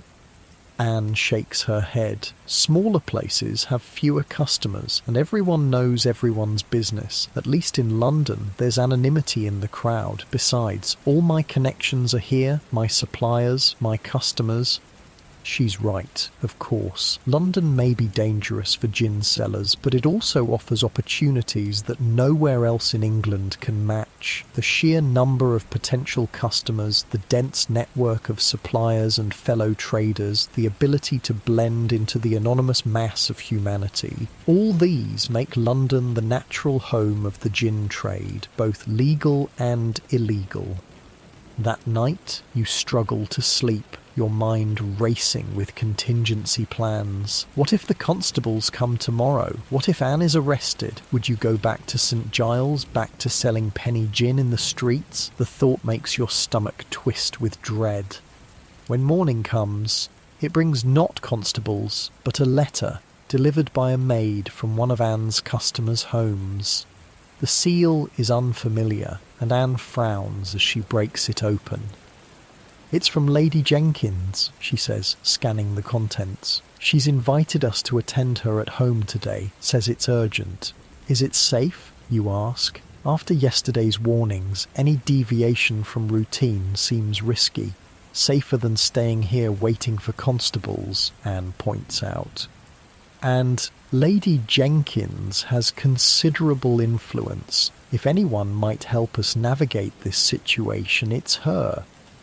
You dress in your best borrowed clothes, a blue dress that once belonged to Anne's daughter, with a clean white cap and collar that make you look like a respectable lady's companion. The transformation from St. Giles' gin cellar to something approaching gentility still amazes you when you catch glimpses of yourself in Anne's small-looking glass. Lady Jenkins's home is even more impressive by daylight than it was during your previous visit. The entrance hall alone is larger than Anne's entire house, with a sweeping staircase and actual paintings on the walls. A livered footman leads you not to the morning room where you last met her, but to a small private sitting room at the back of the house. Lady Jenkins herself looks less composed than before. Her cap is slightly askew, her complexion flushed, and she clutches a handkerchief in hands that tremble noticeably. "Anne, thank heaven you've come," she says, dismissing the servant with a wave. "And your niece?" She gives you a distracted nod. "We have a situation. A crisis, in fact." "What's happened, my lady?" Anne asks, taking the seat Lady Jenkins gestures to. "It's this dreadful business with the gin raids," Lady Jenkins explains, lowering her voice though no servants are present. "My friend Lady Harrington was hosting a small gathering yesterday, just a few of us ladies taking tea. She serves your tonics, you know." Anne nods. Lady Harrington is indeed one of her customers, though not one you've delivered to personally. Well, Lady Jenkins continues, in the midst of our gathering, if you can believe it, constables arrived with a warrant. They claimed to have information that gin was being sold from the premises. Anne's face pales. Did they find anything? Nothing in the public rooms, thank God, but when they searched the pantry, they discovered bottles. Lady Harrington claimed they were medicinal cordials, of course, but the constables were most suspicious. They've taken samples away for testing.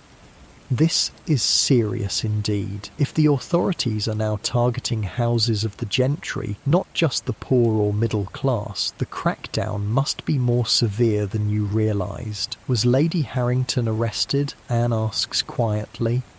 Lady Jenkins shakes her head. Her husband has too many connections for that, but she was questioned most rudely, and the whole affair has caused a terrible scandal. And now her voice drops even lower. Now we are all terrified they'll come to our homes next.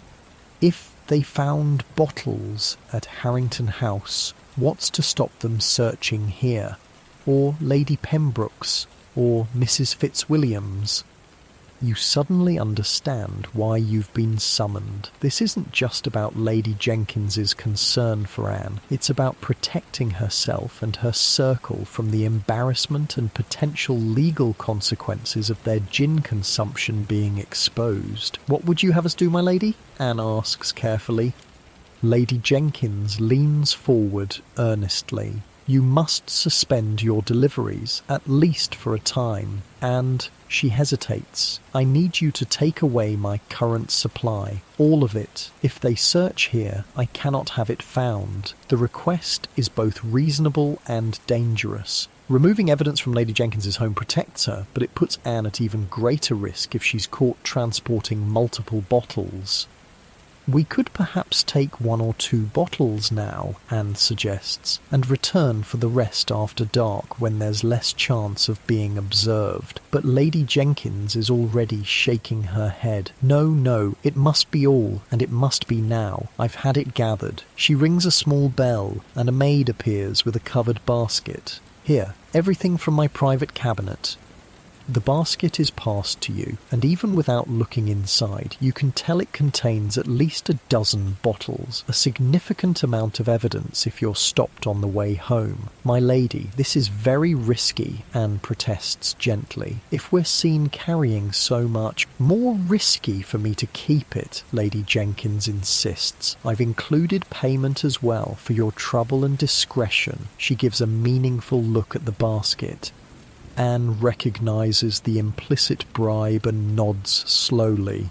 As you wish. Is there anything else we should know? Any other houses being searched? They seem to be working their way through Mayfair and Bloomsbury, Lady Jenkins says, following some list of suspected suppliers or customers, we think. Lady Pembroke heard from her husband, who heard from a magistrate, that they have informers in several households, servants paid to report on their master's drinking habits. This is a new and troubling development. If even the servants of the wealthy are turning informer, no one in the gin trade is safe. You and Anne take your leave with the incriminating basket now covered with a cloth as if it contains nothing more interesting than sewing supplies. The weight of it is concerning. You'll need to take turns carrying it to avoid attracting attention. This changes everything, Anne says quietly as you walk, keeping to side streets and less travelled paths. If they're targeting the gentry now, my entire business model is at risk. Could you get a licence, you suggest? Become legal like Henry at the Dark Horse? Anne shakes her head. The licenses may be cheaper than they were, but they're still beyond my means, and they're only for public houses, not for private selling. My business is built on discretion and home delivery, exactly the kind of trade the authorities are trying to stamp out. The reality of your situation is becoming clear. The gin trade that has supported you both is under increasing threat, caught between moral panic, class hypocrisy, and the government's need to be seen addressing the problem. As you turn onto Anne's street, you see something that makes your blood freeze. A constable standing outside her door, knocking repeatedly. There's no way to reach the house without being seen. "Keep walking," Anne whispers, not breaking stride. "Don't look back. We'll go to the church on Northampton Street and figure out what to do." You continue past Anne's street as casually as possible, the basket of gin bottles suddenly feeling as obvious as a sign hanging around your neck. The constable doesn't appear to notice you. His attention is focused on the house, but you can't help feeling exposed, vulnerable. The church is empty when you arrive, the cool stone interior a temporary sanctuary from both the summer heat and the threat of arrest. You sit in a back pew, the basket between you, speaking in whispers despite being alone. "They must have connected me to someone who's been arrested," Anne says, her face drawn with worry. "Or one of my customers has talked to save themselves." "What do we do now?" you ask. "We can't go home and we can't walk around London all day with a basket full of gin." Anne thinks for a moment. "We need somewhere safe to stay, at least for tonight, somewhere the authorities wouldn't think to look for us." A thought occurs to you. "What about St. Giles? They'd never expect you to go there, and I still know people who might help us." Anne looks uncertain.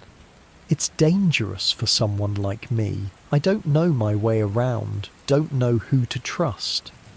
"But I do," you say with more confidence than you feel, "and no one will look twice at us if we dress differently. We could hide there until we figure out what to do next." It's a desperate plan, but with constables at Anne's door and Lady Jenkins's gin in your possession, desperate measures are called for. The respectable life you were just beginning to build is crumbling, and survival once again takes precedence over comfort or safety. "All right," Anne agrees reluctantly, "but we'll need different clothes. We can't walk into St. Giles looking like this." You consider the problem. There's a second-hand clothes market near Covent Garden. We could sell some of Lady Jenkins's gin to raise money, buy cheaper clothes, and still have some left to barter for shelter. It's a plan born of necessity rather than choice, but it's better than being arrested with incriminating evidence. As you leave the church, the weight of uncertainty settles over you like a physical burden. The gin trade that offered a path out of poverty now threatens to drag you back down, or worse, to prison. As you make your way toward Covent Garden, you can't help thinking about the bitter irony of your situation. The gin that London can't seem to live without, that fuels its economy and eases its pain, is simultaneously the target of moral outrage and legal persecution. And caught in the middle are people like you and Anne, neither the destitute drunk nor the hypocritical reformer, just ordinary people trying to make a living in a world that offers few legitimate options for women alone.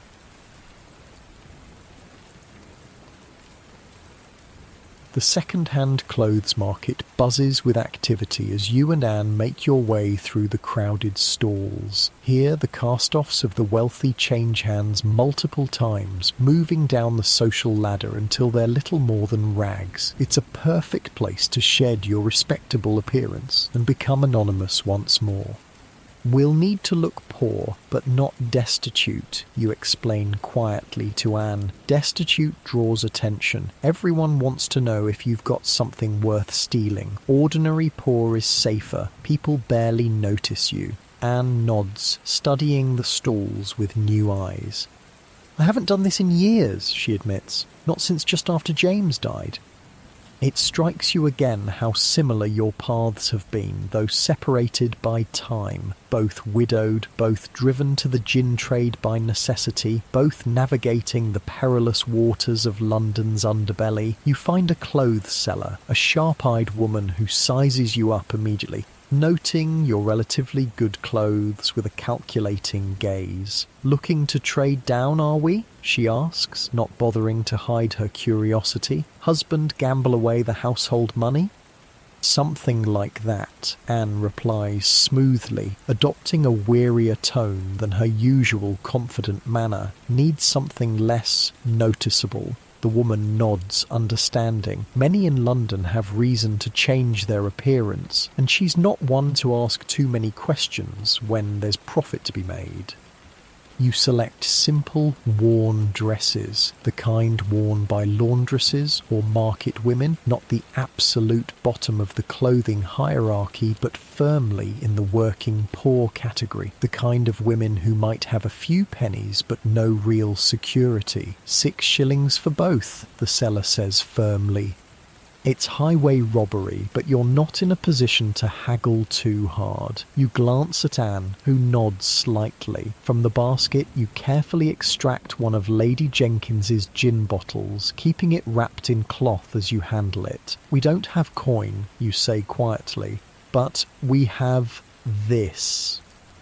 You reveal just enough of the bottle for the woman to understand what you're offering. Her eyes sharpen with interest. "Real gin, not the turpentine muck?" "Ladies' tonic," Anne says. "Finest quality." The seller considers for a moment, then nods. "The dresses, and I'll throw in those caps and aprons, but I want to taste it first." You pour a tiny amount into the cup she provides. She sips, her eyebrows rising in appreciation. "Smooth. You didn't steal this from some gentleman's cabinet, did you?" She doesn't wait for an answer. "No matter. Deal." Transaction completed, you and Anne find a quiet alley to change clothes. The transformation is remarkable. Anne, who just hours ago looked like a respectable widow of modest means, now resembles any of the thousands of aging washerwomen who scrape by in London's poorer quarters. You two have reverted to a familiar look. The working poor woman, invisible to all but those in the same situation. "What do we do with our old clothes?" Anne asks, bundling up the dress she was wearing. "Sell them elsewhere," you suggest. "We could use the coin, with your appearance suitably altered and the gin bottles distributed between your pockets and the now less conspicuous basket covered with the mending you'd actually need if you were the laundress you're pretending to be." You set off toward St. Giles. "Remember," you tell Anne, as the buildings grow shabbier and the streets narrower, "walk like you're tired but alert, like you've done hard work all day but you're still watching for pickpockets, and let me do the talking." St. Giles hits you with a wave of familiar smells: sewage, unwashed bodies, smoke from cheap fires, the yeasty scent of spilled beer, and underneath it all, the sharp bite of gin. Unlike the prosperous areas where gin consumption hides behind closed doors and polite fictions, here it's right out in the open. Men drink from bottles as they walk. Women pass gin to crying children to quiet them. The elderly huddle in doorways, nursing small cups of oblivion. "My God," Anne whispers, her eyes wide as you pass a group of children no more than 6 or 7 years old, sharing a bottle of gin like it's water. "I knew it was bad, but this is why the moral reformers aren't entirely wrong," you acknowledge. "But taking away the gin without fixing what drives people to it would just create different horrors." You lead Anne through increasingly narrow alleys, keeping a watchful eye out for threats. St. Giles operates on its own rules, unwritten but strictly enforced by necessity and communal understanding. The wrong turn, the wrong word could spell danger. "Where exactly are we going?" Anne asks, staying close as you navigate the labyrinth. "To see an old friend," you tell her, "if she's still alive." Mrs. Cooper's building looks even more decrepit than you remember, which hardly seems possible. The walls lean at concerning angles, the windows patched with paper and cloth where glass should be. You climb the familiar stairs, now noticing how they creak and sag in places your body had memorized to avoid. On the second floor, you knock on a door you know well. "Who is it?" comes a weak, suspicious voice. "Lizzie Bowman," you call back, using your maiden name instinctively. Back from the dead, you might say. There's a shuffling sound, then the door cracks open to reveal Mrs. Cooper's face, even more gaunt than when you left. Her eyes widen in genuine surprise. "Lord above, it is you," she wheezes. "Thought you'd gone respectable and forgotten us all." "Never that," you assure her. "May we come in? We need help." Her eyes shift to Anne, narrowing in assessment. "Who's she?" "My friend. She's in trouble too. Please, Mrs. Cooper, I wouldn't ask if it wasn't important. Perhaps it's the genuine desperation in your voice, or perhaps it's the memory of the gin you used to share." But Mrs. Cooper steps back, opening her door wider. "Come on then, though there's precious little I can do for anyone these days." The room is as you remember, small, dark and damp, with the barest essentials for living. Mrs. Cooper's cough is clearly worse, and you notice a blood-stained cloth hastily tucked under her pillow, consumption advancing quickly now. "This is Anne," you introduce. "We've been working together, making gin for better clients, but the constables are after us now. We need somewhere to stay, just for a few days." Mrs. Cooper sinks onto her thin mattress, the effort of standing clearly taxing her. "Constables, eh? Getting bold coming after respectable-looking ladies like yourselves. We brought compensation," Anne says, producing one of the gin bottles from her pocket. "The good stuff, not street gin." Mrs. Cooper's eyes light up.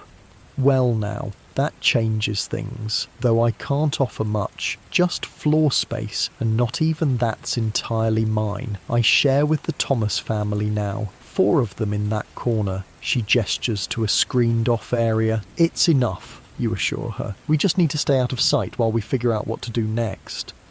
As if summoned by the mention of their name, the screen shifts and a harried-looking woman appears, a baby on her hip and a toddler clinging to her skirts. "Who's this then?" she asks, eyeing you and Anne suspiciously. "Old friends," Mrs. Cooper says vaguely. "Staying a day or two."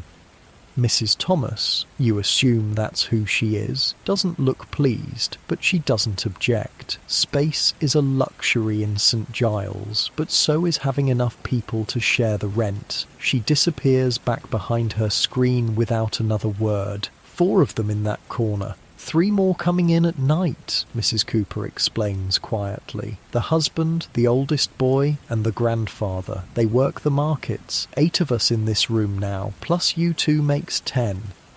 The casual overcrowding shocks Anne, you can tell, but it's standard for St. Giles. Many families pack into spaces meant for 1 or 2, sleeping in shifts, living on top of each other in conditions that would horrify the middle and upper classes. "What happened to having your own place?" you ask Mrs. Cooper. She shrugs, the movement triggering a coughing fit. When she recovers, she explains, "Couldn't work anymore. Lungs got worse. Thomas family needed somewhere after the fire in their building. We help each other. You know how it is. You do know. In the desperate economy of the poor, mutual aid is often the only thing standing between survival and disaster. People share what little they have because tomorrow it might be them needing help." As evening approaches, the room grows more crowded. The Thomas men return from their day's labour, the father selling trinkets in the market, the son and grandfather collecting scraps and bones for resale. They acknowledge you and Anne with wary nods, too exhausted to ask many questions.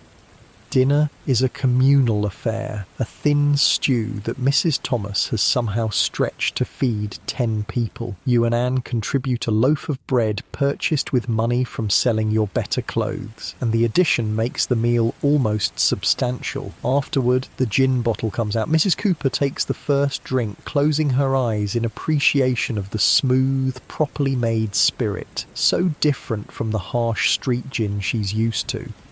"Christ, that's good," she murmurs, like drinking liquid gold. The bottle makes its way around the adults, each taking a careful sip, savouring the rare quality. Even Mr. Thomas, initially standoffish, softens after his taste. "Where'd you get this?" he asks. "Not St. Giles gin, that's certain." "We make it," Anne says simply, "or did until today." "Proper distilling?" he asks, interest piqued. "With a real still?" Anne nods. "Small one, but proper. Copper pot, coil, the works."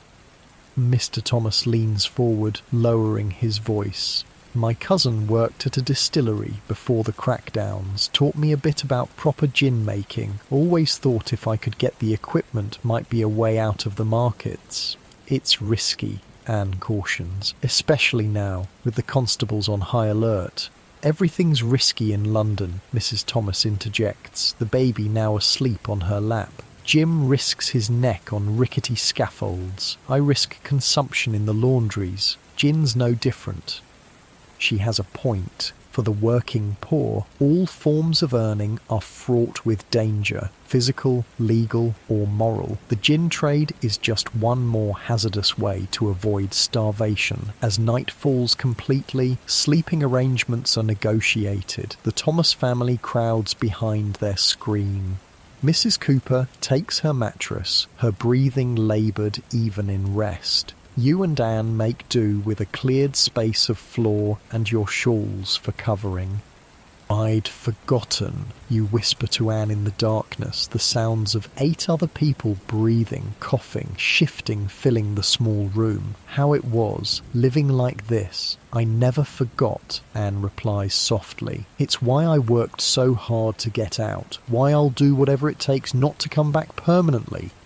In the dim glow of banked coals, you study your mentor's face. There's a determination there that matches your own, a will to survive, to rise, to find some measure of comfort in a world designed to grind people like you into dust. "We need a new plan," you say. "We can't stay here long."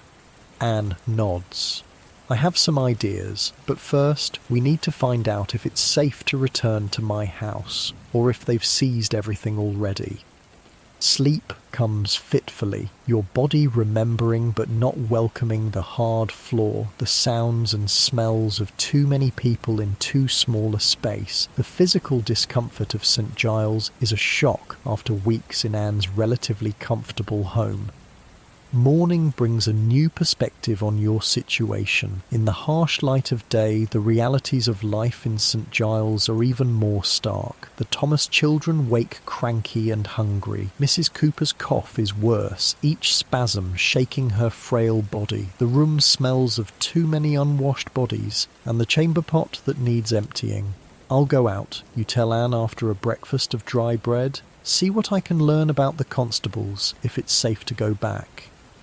"I'll come with you," she insists. "Better not to separate." You dress in your laundry women disguises and venture out into St. Giles. The morning brings a different energy to the streets. People rushing to work, children running errands, vendors setting up for the day. But underneath the activity, there's the ever-present current of gin. "Look," you say, nodding toward a woman selling gin from a cart, not even pretending it's anything else. No puss and mew, no tonic labels, just open selling. The constables don't bother much with St. Giles unless there's a specific complaint, you explain to Anne. Too many sellers, too little profit in arresting them. They focus on bigger operations or areas where the neighbours might actually report someone. It's another of London's hypocrisies. Gin selling is most aggressively policed where it might offend respectable sensibilities, not where it does the most harm. You lead Anne through the morning bustle to a small coffee house on the edge of the district. Despite its shabby exterior, it's known for reliable gossip and information. The owner, a former sailor named Davis, knows everything that happens in this part of London. Inside, the smell of coffee, real coffee, not the sawdust and acorn substitute sold in poorer establishments, mingles with tobacco smoke. A few early customers sit at rough tables, nursing cups and pipes. Davis looks up as you enter, his one good eye focusing sharply. He's missing the other from some naval battle long ago, and the empty socket is covered with a leather patch. "Lizzie Bowman," he says with genuine surprise. "Thought you'd moved up in the world." "Had a setback," you admit, approaching the counter. "Need information, Davis." "Information costs," he responds automatically. You glance at Anne, who subtly reveals the neck of one of Lady Jenkins's gin bottles. Davis's eye widens appreciatively. "Good gin for good information you offer." "Fair trade?" He considers, then nods. "What do you need to know?" "Constables doing gin raids. How widespread? Which neighbourhoods? Any word on specific targets?" Davis leans in, lowering his voice. "Big crackdown. Bigger than usual. Word is some bishop got in the ear of a minister, who got in the ear of the king. They're hitting everywhere, not just the usual suspects in Seven Dials and such, but proper houses in Bloomsbury and even Mayfair." "Any names mentioned?" Anne asks anxiously. "Any specific streets?" Davis shrugs. "They're working through a list. Someone's been informing. Servant from one of the big houses. Turned in her mistress and half the lady's friends for drinking gin. Domino effect from there. Your stomach sinks. If servants are informing on their employers, the entire network of tonic customers could be compromised." "What about a house near Covent Garden?" you ask, describing Anne's location without being too specific. "Widow who sells cordials?" Davis thinks for a moment.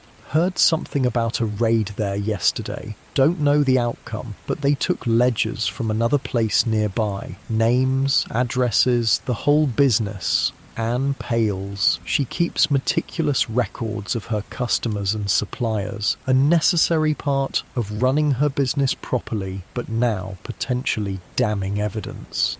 You surrender one of the precious gin bottles, which Davis accepts with a small salute. "If I hear anything more specific, I'll get word to Mrs. Cooper's place." Back on the street, Anne looks shell-shocked. "If they have my ledger, they have everything. Every customer, every supplier, Mr. Winters, Lady Jenkins, all of them." "Maybe not," you try to reassure her. "Maybe they didn't find it. You hid it well, didn't you?"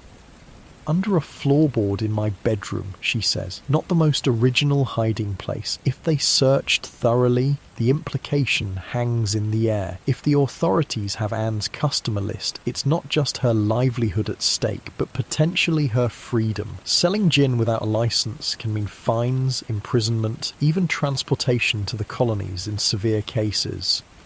"We need more information," you decide. "We need to know exactly what they found, who they've arrested, what charges are being brought." "How do we do that without exposing ourselves?" Anne asks. You think for a moment. "Jack," you say suddenly. "Jack Rann might know. He has connections everywhere, deals with everyone from street sellers to gentlemen's clubs."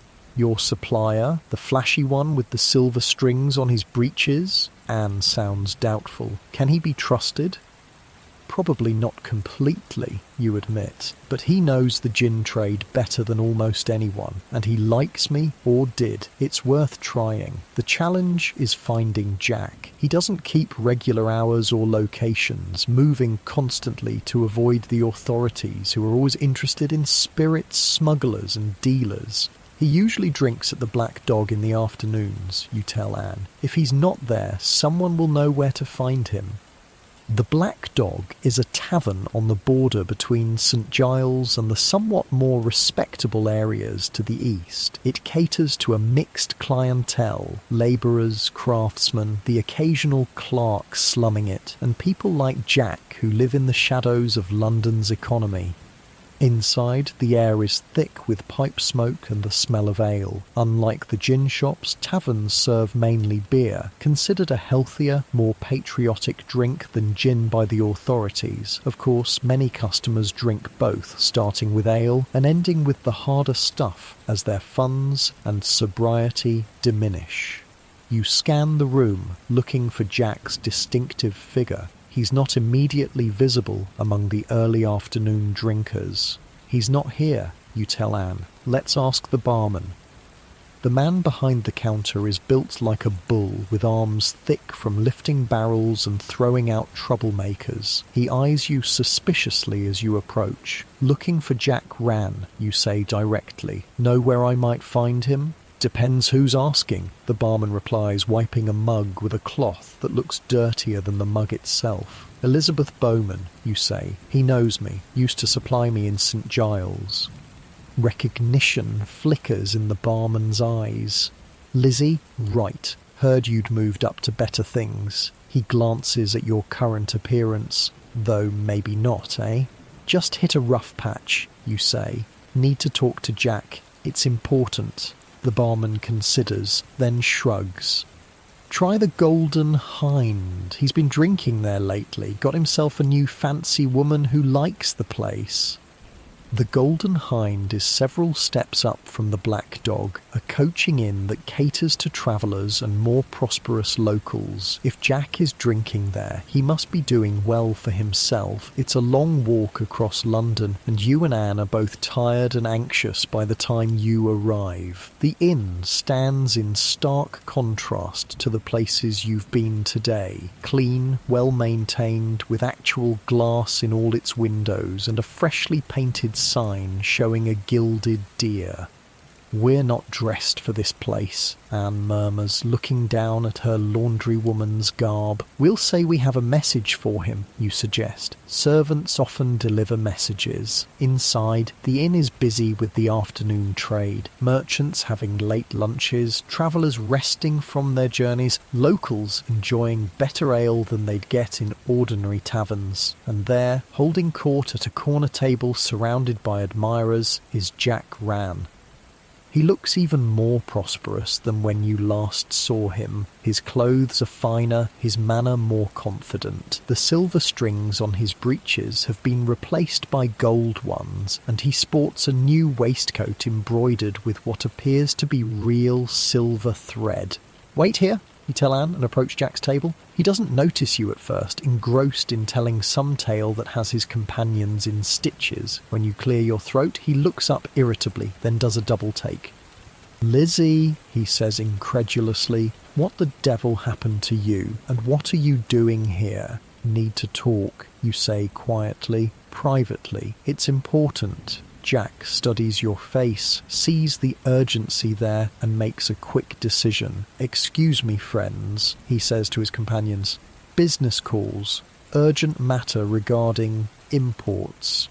He leads you to a small alcove away from the main room, gesturing for Anne to join you.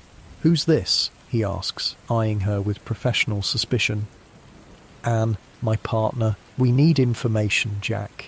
Quickly, you explain your situation. The constables at Anne's house, the raids on gin cellars across different neighbourhoods, the threat to both your livelihoods and freedom. Jack listens with growing seriousness, his usual flamboyance dimming. When you finish, he runs a hand through his hair, exhaling slowly. It's bad, Lizzie, really bad. This isn't just the usual show of cracking down. They're going after everyone, from street sellers to proper distillers. Even the licensed places are being scrutinised for selling to the wrong people or at the wrong times. What about Anne's place, specifically, you press? Do you know if they found her ledger, if they're looking for me too? Jack glances around to make sure no one is within earshot. I heard they raided a widow's place near Covent Garden yesterday, took books, bottles, equipment, arrested her in absentia. That means they're looking for her. Anne's face drains of colour. And her assistant? Did they mention an assistant or niece? Jack shrugs. Didn't hear details, but if your name's in that ledger or if any of the customers talk, he leaves the implication hanging. What should we do? You ask, desperation creeping into your voice. We can't stay in St. Giles forever. Jack considers for a moment. You got any money or goods worth selling?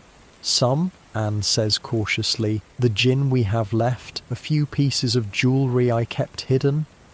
Enough to get out of London? Jack asks. Because that's what I'd do. This crackdown will burn itself out eventually. They always do. The city needs its gin too much to sustain a serious effort for long. But in the meantime, it's not safe for known sellers.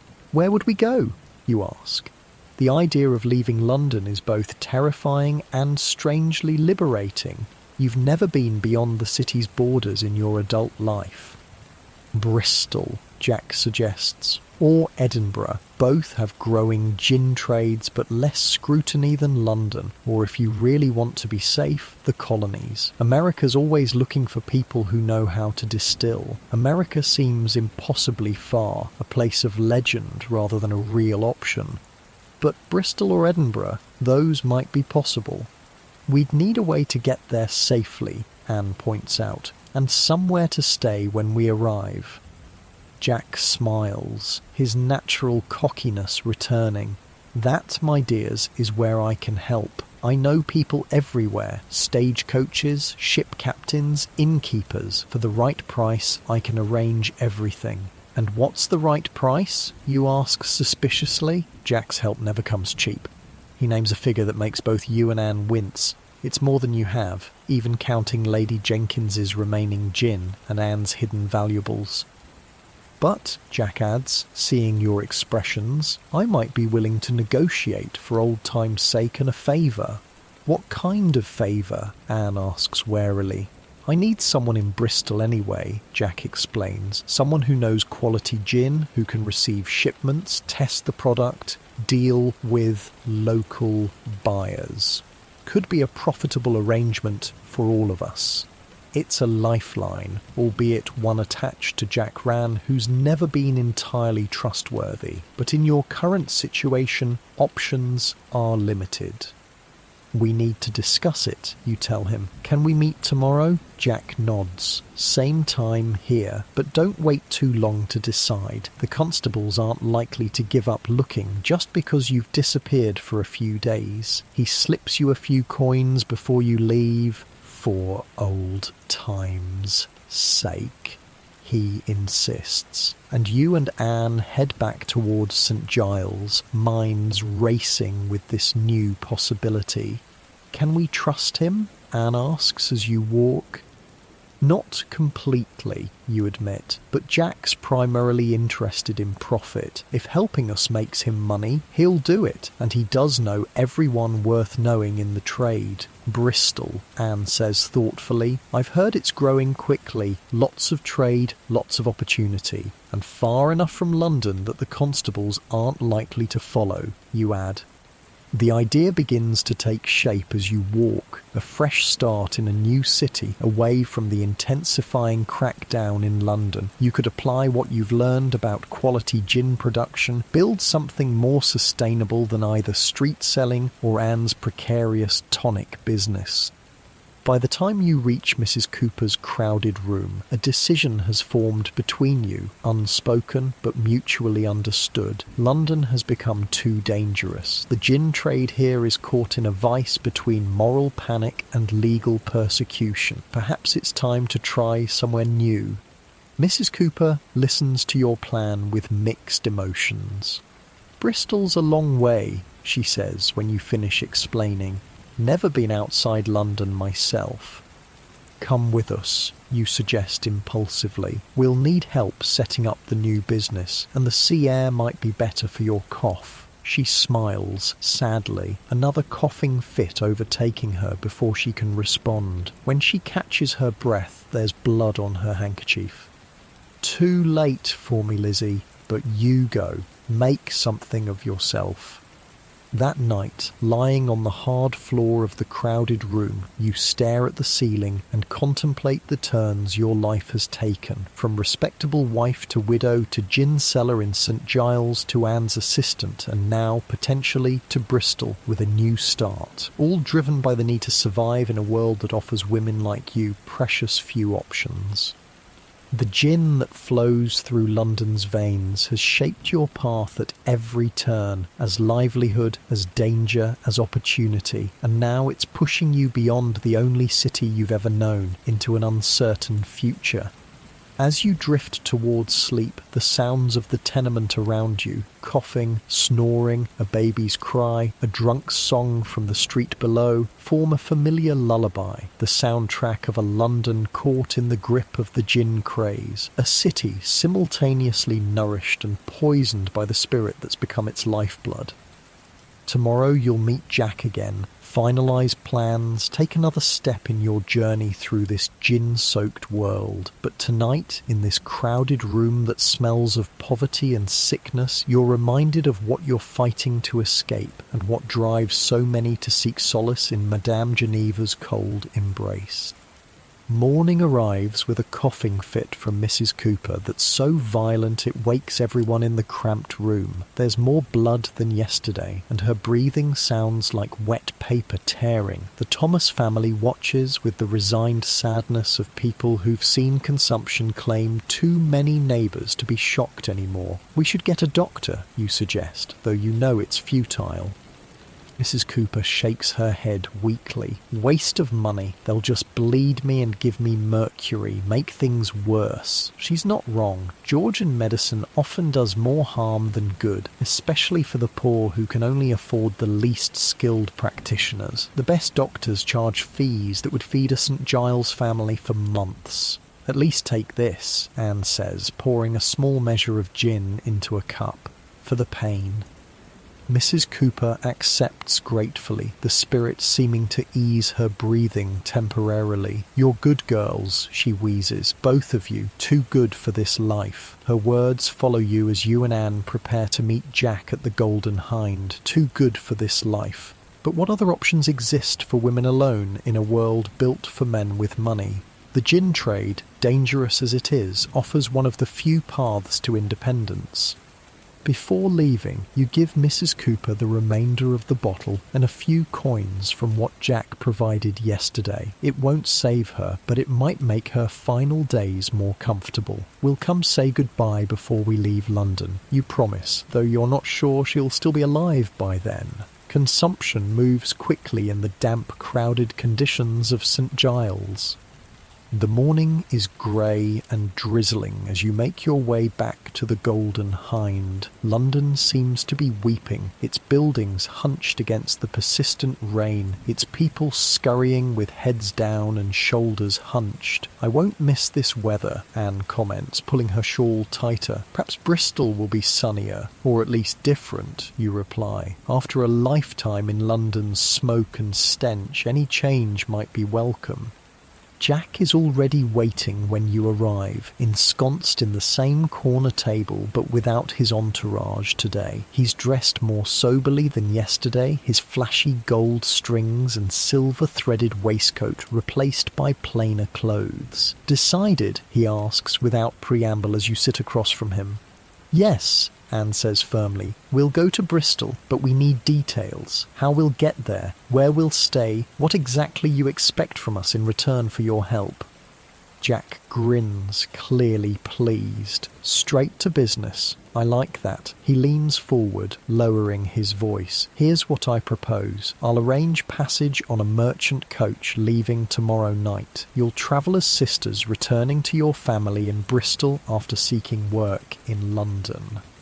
I'll provide papers, if anyone asks." "Forged papers?" Anne asks with a frown.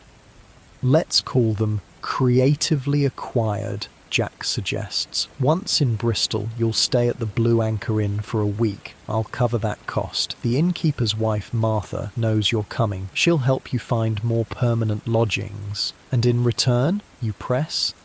Jack's expression turns more serious. I ship spirits to Bristol regularly. Good quality Dutch gin and French brandy, among other things. I need someone there who knows the difference between proper gin and the rubbish most people sell. Someone who can verify what arrives is what was sent. Who can deal with local buyers. You're asking us to work with smuggled spirits, Anne says flatly. Jack shrugs. Imported without troubling the customs men. Yes, just like half the gin in London. It's less risky than what you've been doing and more profitable. He has a point. Selling uncustomed spirits carries penalties, but they're less severe than those for illegal distilling. And being the receivers rather than the smugglers themselves puts a layer of protection between you and the most dangerous part of the trade. What's our cut, you ask, thinking practically. 20% of profits on what you handle, Jack offers, and you can use the connections to build your own business on the side. Just don't compete directly with my interests. It's a generous arrangement by Jack's standards. You glance at Anne, who gives a slight nod. We'll need start-up money, you say. Beyond just the coach fare and inn, enough to establish ourselves properly. Jack considers this. I can advance you £20 against future earnings, but you'll need to leave collateral. What kind of collateral? Anne asks suspiciously. The remaining gin bottles from Lady Jenkins. And this. Jack produces a folded paper from his pocket. A written agreement that you'll work for me for at least 6 months or return the advance with interest. It's a binding arrangement, but not an unfair one. Jack is taking a risk too, after all.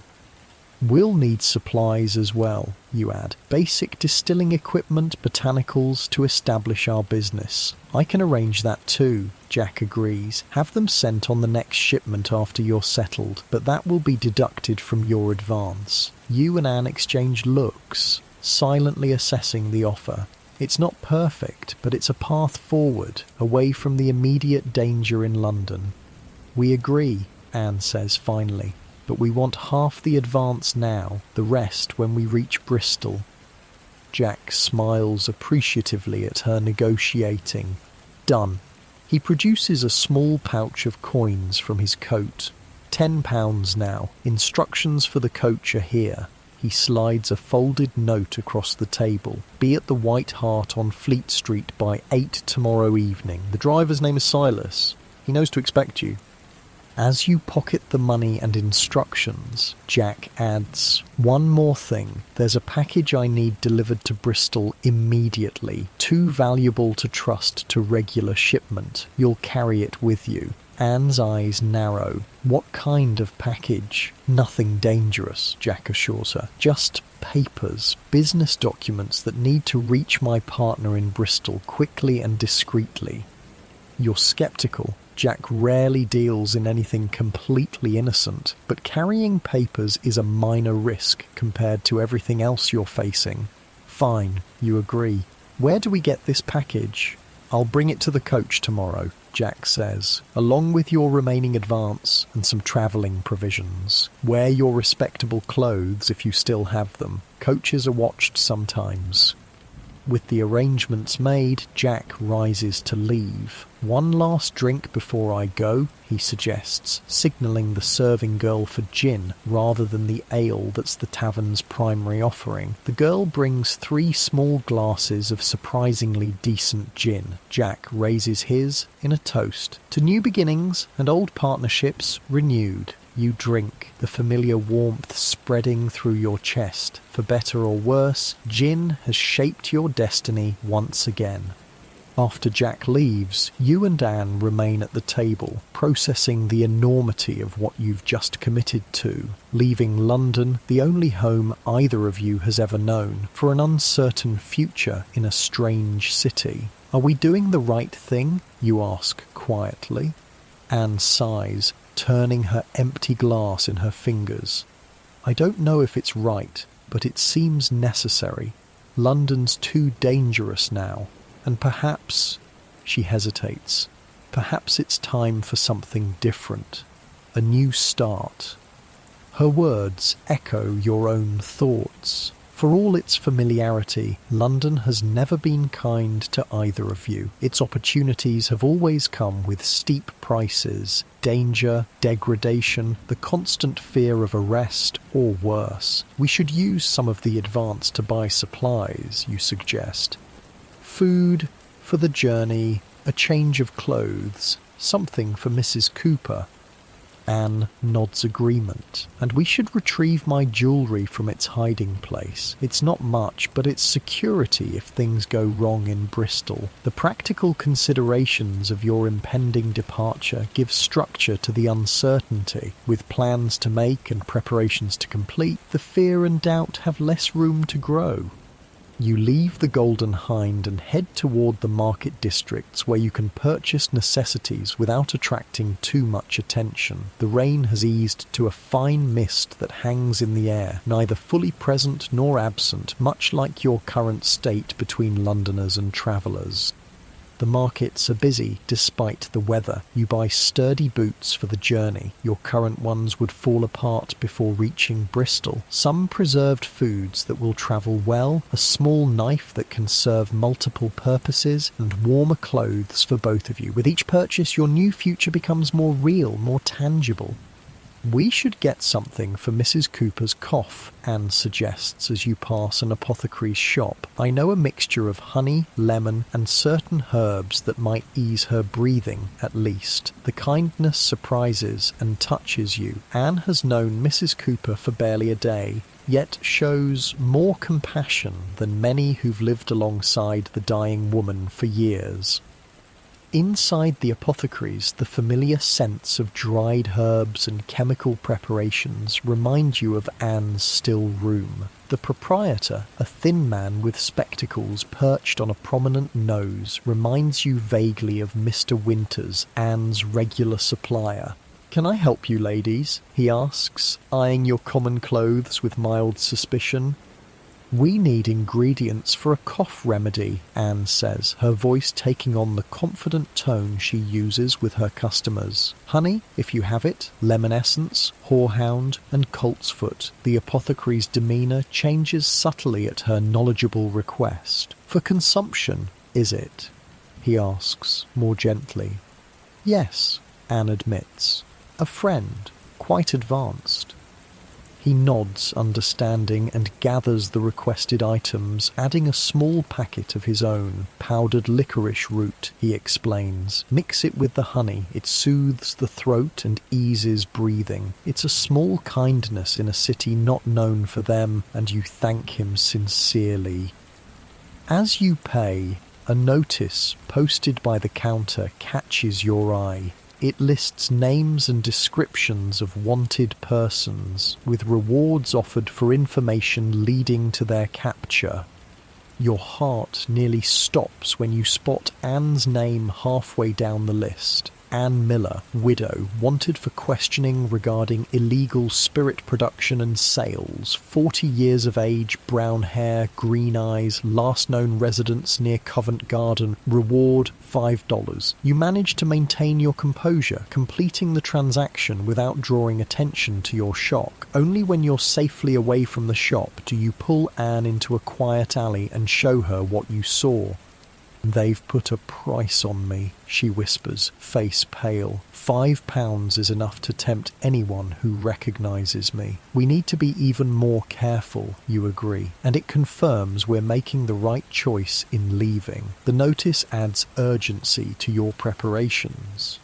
If Anne's description is posted in shops across London, it's only a matter of time before someone identifies her.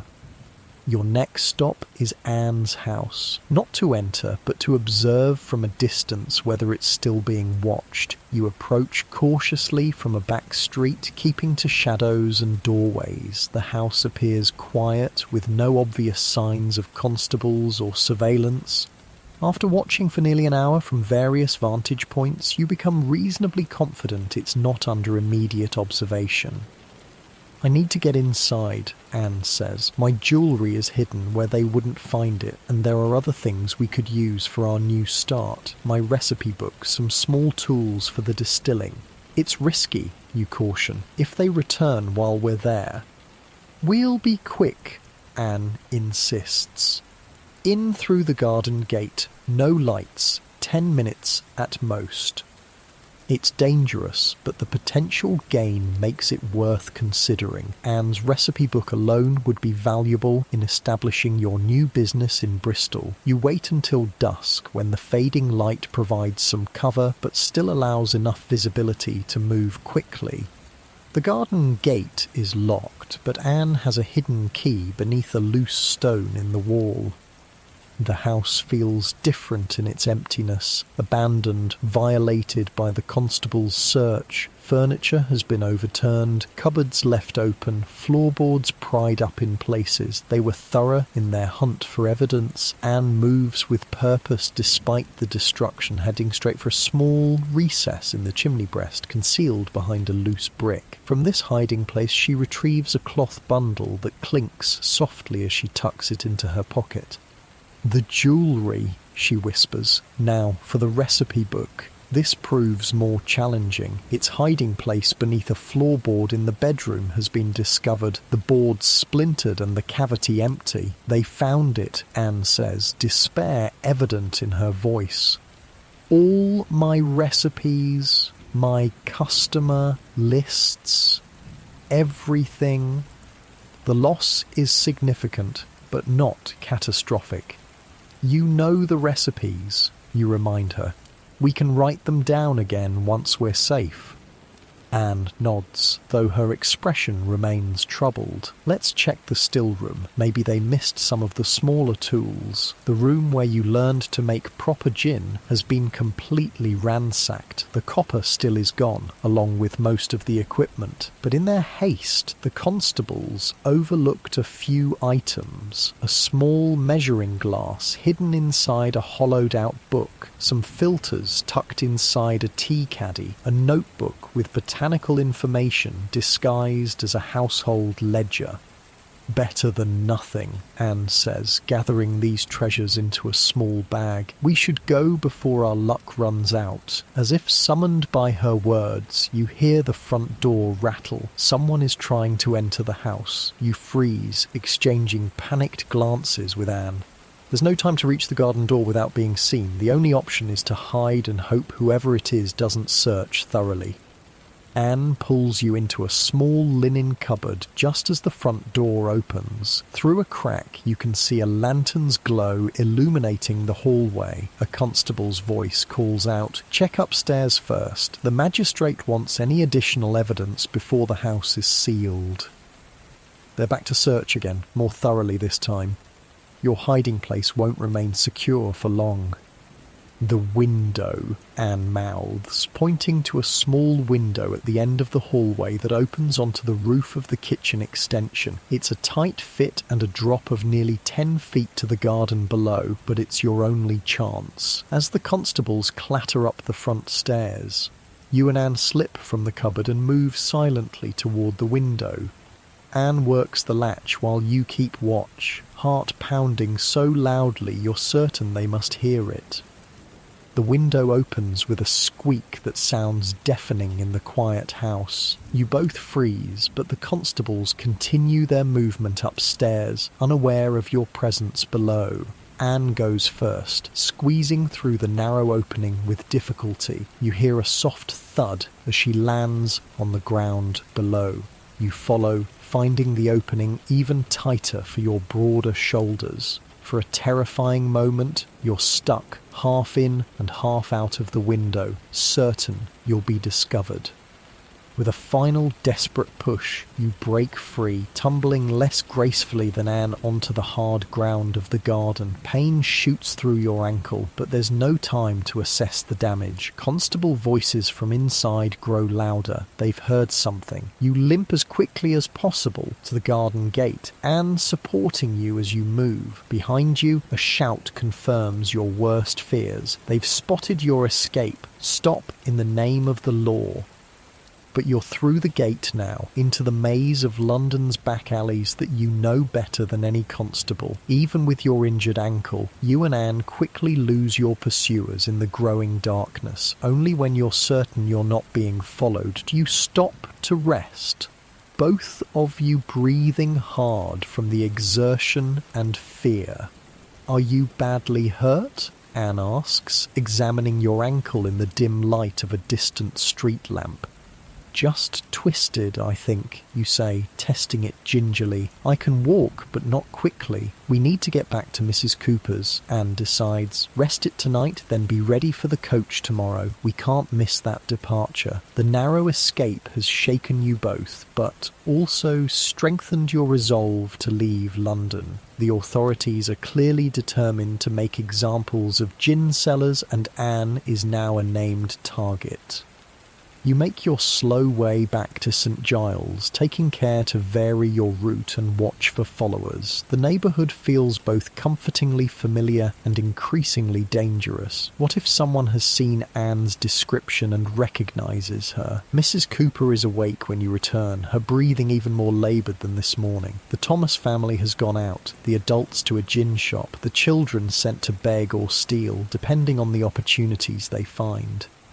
"What happened to you?" Mrs. Cooper asks, noting your limp and dishevelled appearance. "Had to run from constables," you explain, sinking gratefully onto a stool. "They came back to Anne's house while we were collecting some things." "Getting more dangerous by the day," Mrs. Cooper observes. "They're cracking down harder than I've ever seen." You prepare the cough remedy from the ingredients purchased earlier, heating water on the small fire and mixing the honey, lemon essence, herbs and licorice powder. The resulting syrup smells pungent but not unpleasant. Mrs. Cooper accepts a spoonful, swallowing with difficulty. "Tastes better than it looks," she comments. "You always were a decent sort, Lizzie. Your mother raised you right before the fever took her." The mention of your mother, dead these 20 years, catches you by surprise. Mrs. Cooper rarely speaks of the past, and you'd forgotten she knew your family before your marriage. "She'd be proud of you," Mrs. Cooper continues, her voice growing drowsy from the combined effects of the remedy and exhaustion. "Making your way, surviving. You're not sure your mother would approve of gin selling as a profession, but the sentiment touches you nonetheless. Survival itself is an achievement in a world as harsh as yours." As Mrs. Cooper drifts into uneasy sleep, you and Anne make final preparations for tomorrow's departure. You sort through your purchases, deciding what to pack and what to leave behind for Mrs. Cooper and the Thomas family. "We should leave them some of the advance," Anne suggests. "They took us in when we had nowhere else to go." You agree, setting aside a few coins. It's not much, but in St. Giles, even a small amount can mean the difference between eating and going hungry. With your ankle propped up and your few possessions organised for quick departure, you finally allow yourself to contemplate what leaving London truly means. This city has been your entire world. Its streets and alleys, its sounds and smells, its dangers and occasional mercies. Bristol exists only as a name, a concept, a place on maps you've rarely had reason to study. "Are you afraid?" you ask Anne softly, not wanting to wake Mrs. Cooper. She considers the question seriously. "Yes," she admits, "but I'm more afraid of staying, of ending up in prison, or worse. Or like Mrs. Cooper," you add, glancing at the sleeping woman whose life has been shortened by poverty and gin as surely as by consumption. "We have a chance for something better," Anne says. "Not easy, not safe, but better. A place where we're not already known to the authorities, where we can apply what we've learned about proper distilling." She's right, you know. London offers nothing now but increasing danger, yet leaving feels like surrender, like admitting the city has defeated you. I thought I'd die here, you confess. Not soon, not young, but eventually. I never imagined being anywhere else. Anne's expression softens.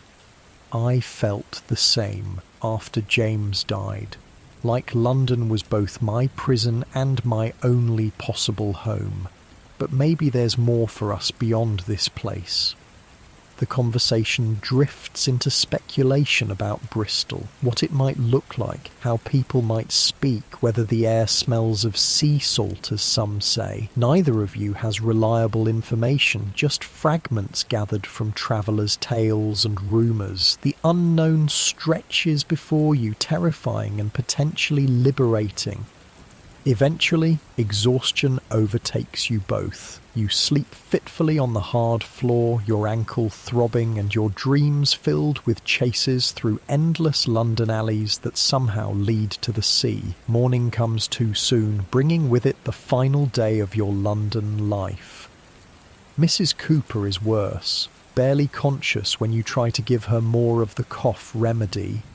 The Thomas family returns, the adults bleary-eyed from last night's gin, the children hollow-cheeked and hungry. You share the last of your bread with them and explain that you'll be leaving London by evening's coach. Mrs. Thomas looks envious but resigned. Always thought about leaving myself, she admits, but never had the means or the courage. She glances at her husband, passed out on their shared mattress. Too many ties here now.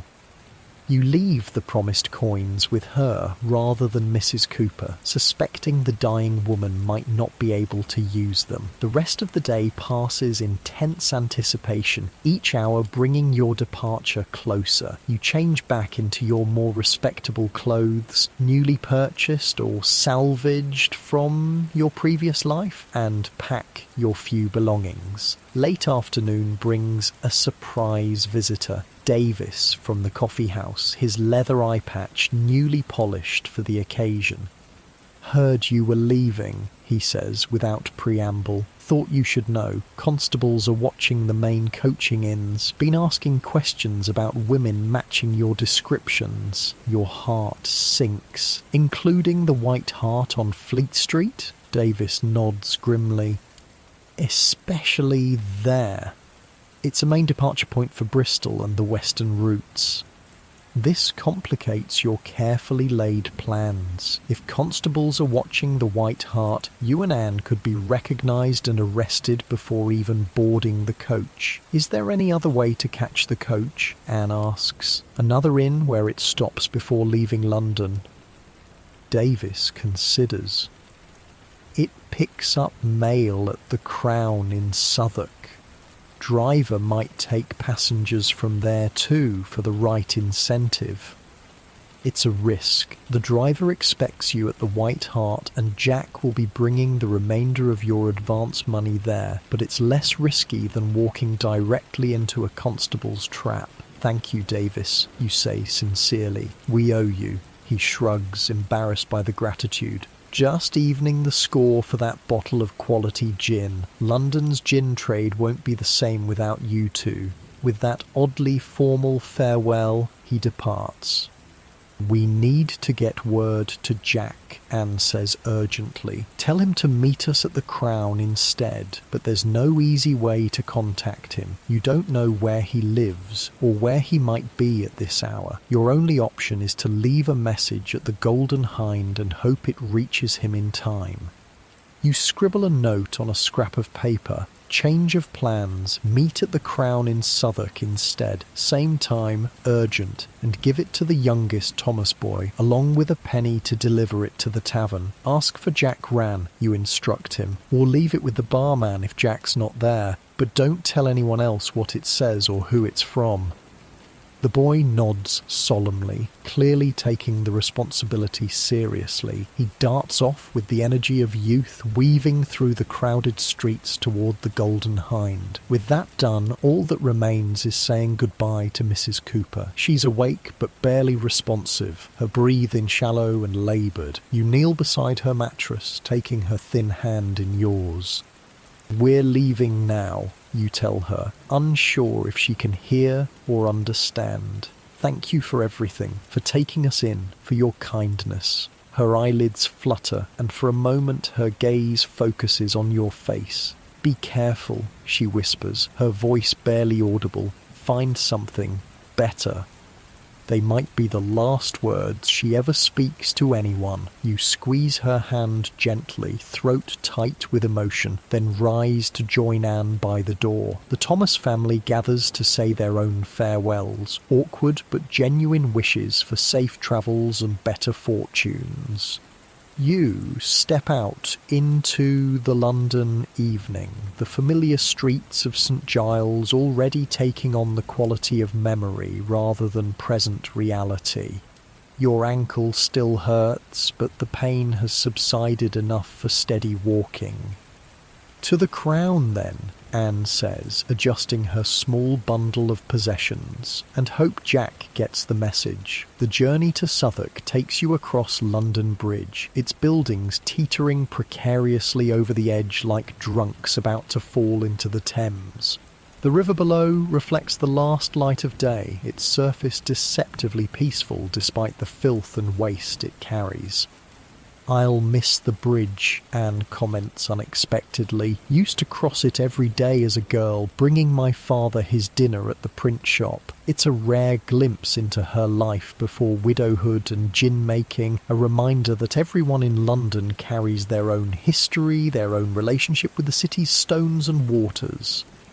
The Crown Inn stands just beyond the bridge's southern end, a respectable establishment catering to travellers rather than local drinkers. The Bristol coach is already there when you arrive, being loaded with mail sacks and luggage while passengers mill about, saying goodbyes or securing last-minute provisions. You approach the driver, a weathered man with hands like tanned leather. "Are you Silas?" you ask cautiously. He eyes you with professional assessment. "Depends who's asking."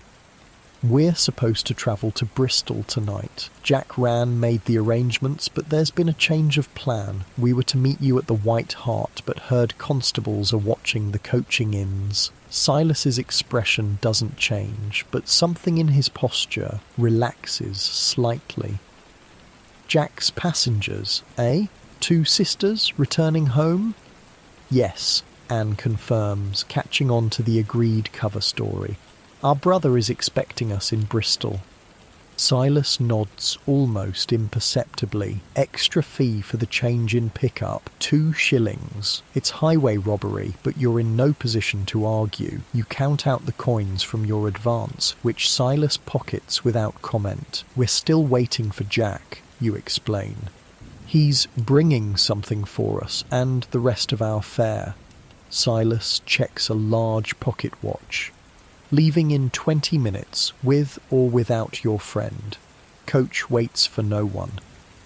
With that warning, he returns to his preparations, leaving you and Anne to wait anxiously for Jack's appearance. Minutes tick by, each one increasing the tension between you. What if he doesn't get the message? What if he's been arrested himself? What if the constables followed your messenger boy?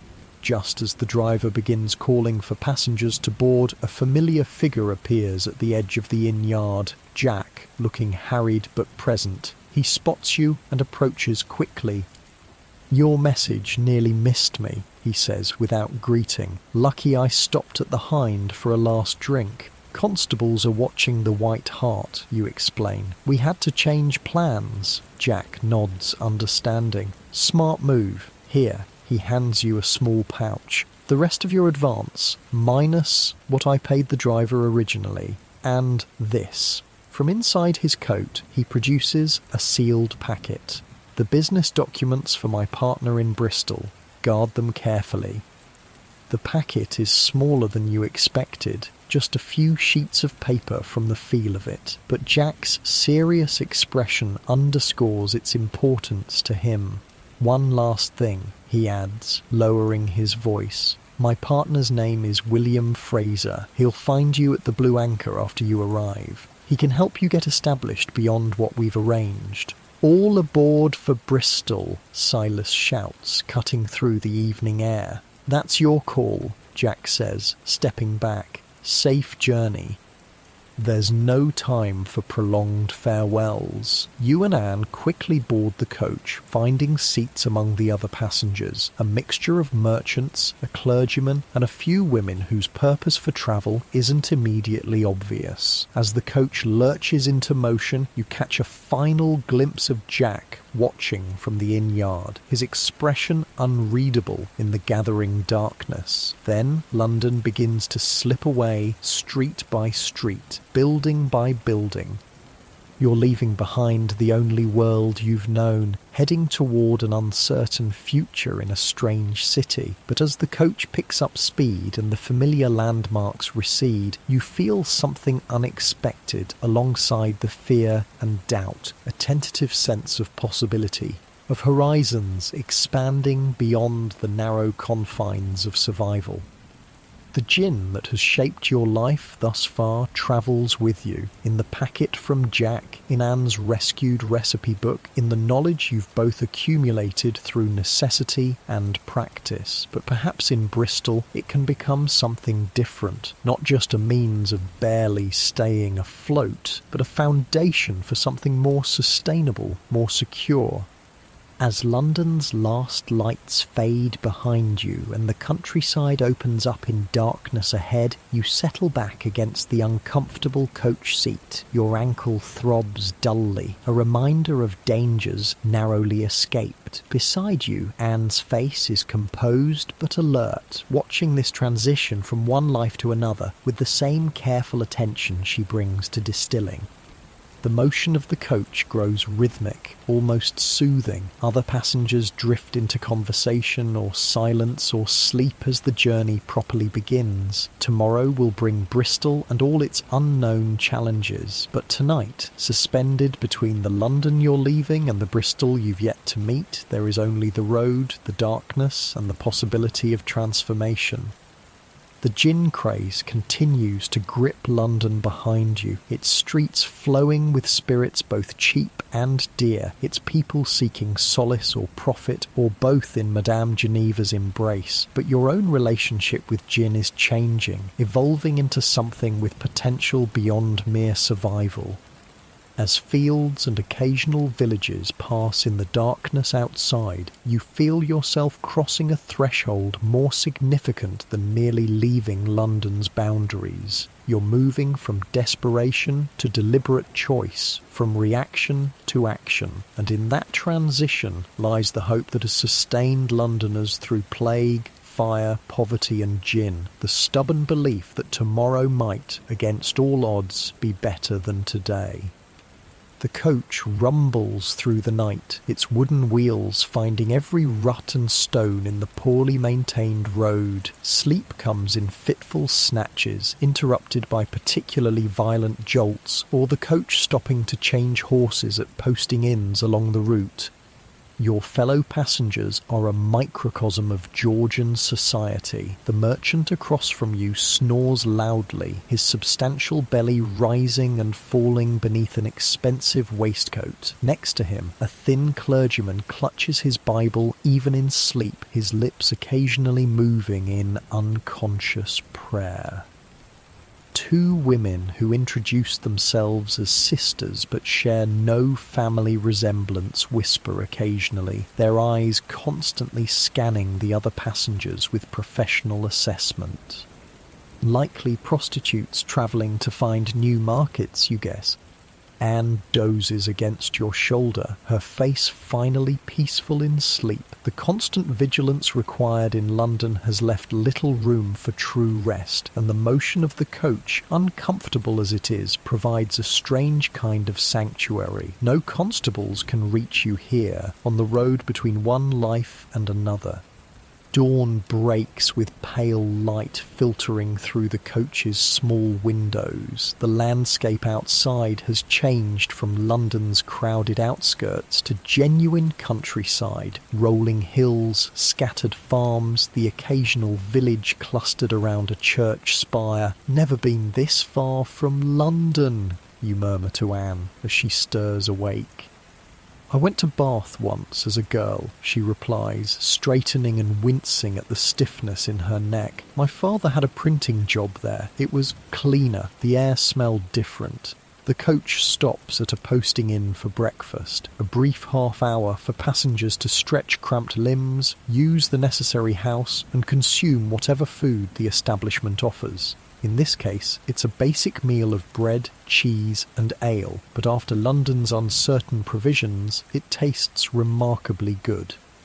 How much longer to Bristol? You ask Silas as he supervises the changing of horses. All day and into evening, he replies shortly. Roads are bad after the rain. Back in the coach, the journey continues. The merchant engages Anne in conversation, having noticed her relatively refined speech compared to yours. Business in Bristol? He inquires with the easy familiarity of those accustomed to making connections wherever they travel. Family, Anne replies with the agreed-upon story. Our brother has established himself there. We're joining his household after trying our fortune in London. Wise decision, the merchant nods. Bristol's a growing port, nearly as much opportunity as London these days, without half the vice. The irony isn't lost on either of you, considering your plans to establish a gin business there, but you keep your expressions neutral, playing the parts of respectable sisters down on their luck, but not their morals. Is there much call for medicinal cordials in Bristol? Anne asks casually. I have some experience in that line. The merchant brightens. Indeed, Bristol society has developed quite a taste for such preparations. My wife swears by her tonics for female complaints. He leans forward conspiratorially. Between us, I believe half the ladies of my acquaintance would perish from nerves without their special cordials. It's exactly what you hoped to hear. Confirmation that the market for disguised gin exists in Bristol just as in London. The basic human desire for escape, for temporary relief from pain or boredom or anxiety, doesn't change with geography. The day passes with the slow rhythm of travel, stopping every 10 to 12 miles to change horses, brief meals at posting inns, conversations that rise and fall among the passengers. The countryside grows more dramatic as you head west, with steeper hills and deeper valleys than the flatlands around London. By late afternoon, the clergyman has engaged you in conversation about the moral state of the capital, unaware of the irony in choosing former gin sellers as his audience. The gin epidemic is nothing short of a plague sent to test our national character, he pronounces, warming to his subject. I've seen children, staggering drunk in the streets of St. Giles. How terrible, you murmur, your face a mask of appropriate concern. The authorities are finally taking proper action, he continues with satisfaction. When I left London, they were conducting raids on illegal distilleries, arrested a widow near Covent Garden who'd been selling gin disguised as medicine to respectable women. Anne stiffens beside you but maintains her composure admirably. How shocking, she says, her voice betraying nothing of her personal connection to this news. The magistrate made an example of her, the clergyman adds. 2 years in the House of Correction, I heard, would have been transportation to the colonies, but she had no prior convictions. Your heart races at this information. 2 years in a House of Correction would be a death sentence for many, especially someone of Anne's age and relatively genteel upbringing. The brutal conditions, the forced labour, the disease. Few emerge unscathed if they emerge at all. You squeeze Anne's hand discreetly, a silent acknowledgement of the fate she's narrowly avoided. Her fingers are cold, despite the warmth of the crowded coach. The conversation eventually turns to other topics, much to your relief. As evening approaches, the first signs of Bristol appear. Increased traffic on the road, more frequent farms and villages, and finally the smell of salt water and tar that marks a working port. Bristol, Silas announces unnecessarily as the coach crests a hill, providing your first view of the city. It's smaller than London, certainly, but still substantial. A proper city spread along both sides of a river, with ships crowding the harbour and church spires punctuating the skyline. The buildings are a mix of ancient and modern timber-framed structures alongside newer stone edifices. Smoke rises from countless chimneys, but the air seems clearer than London's perpetual smog.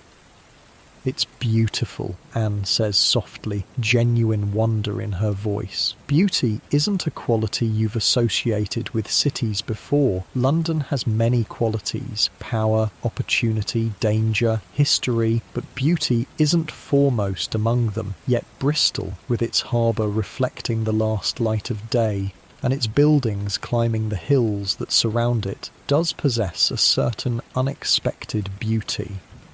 The coach makes its way down into the city proper, navigating streets narrower than London's main thoroughfares but wider than its alleys. The Blue Anchor Inn, your destination, sits near the harbour, a substantial stone building with a freshly painted sign showing a blue anchor against a white background. "End of the line," Silas calls as the coach comes to a stop in the inn yard. "Bristol Blue Anchor Inn." Stiff and exhausted from the journey, you and Anne collect your few belongings and descend from the coach. The harbour air hits you immediately. Salt, fish, tar, and the indefinable scent of places where many peoples and goods mix. It's not unlike the Thames, but somehow fresher, less corrupted. "You must be Anne and Elizabeth," a woman's voice calls from the inn doorway. She's middle-aged and solid, with a practical apron over her dress and keys jingling at her waist. "Jack's friends from London. I'm Martha, the innkeeper's wife. He said to expect you." Her matter-of-fact greeting is reassuring after the uncertainties of your journey. Martha leads you inside, through a common room busy with sailors and merchants, and up a narrow staircase to a small but clean chamber with 2 beds. "It's yours for the week, as arranged," she explains. "Meals included, chamber pot under the bed, necessary house in the yard. We serve breakfast at 7, dinner at noon, supper at 6, though you've missed that today. Is there anything to eat now?" you ask, suddenly aware of your hunger. Martha's expression softens slightly. "I'll have the girl bring up bread and cheese, and a pot of tea. You look done in, the pair of you." When she's gone, you and Anne sink onto the beds, the reality of your situation finally settling in. You've actually done it. Left London, travelled to a new city, begun a new chapter. "We made it," Anne says quietly, looking around the simple room as if it were a palace.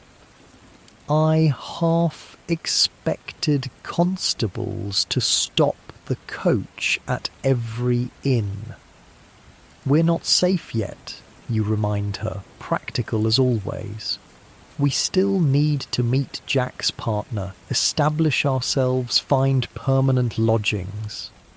"But we're not in London anymore," Anne points out. "Not where everyone knows my name and face. That's something." She has a point. In Bristol, you're strangers, unremarkable newcomers rather than known gin sellers with prices on your heads. It's a kind of freedom neither of you has experienced in years.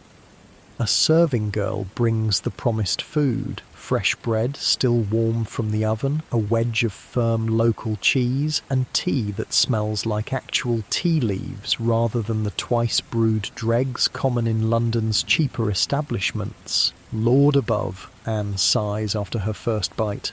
"I'd forgotten what proper bread tastes like."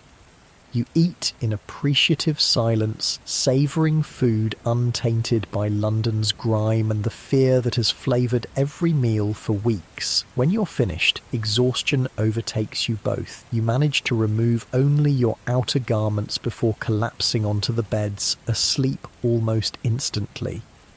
Morning comes with unfamiliar sounds, seagulls crying, ship's bells ringing, sailors calling to each other in accents different from London's rough cadences. For a disorienting moment, you can't place where you are. Then memory returns. Bristol, the Blue Anchor Inn. Your escape from London's dangers. Anne is already up, washing her face in the basin by the window. "It's nearly 7, she says, noticing you're awake. "Breakfast soon, and William Fraser is supposed to find us here today." You dress quickly, smoothing your travel-rumpled clothes as best you can. The serving girl brings fresh water, and you both make efforts to appear respectable despite your limited resources. First impressions with Jack's partner could determine your future prospects.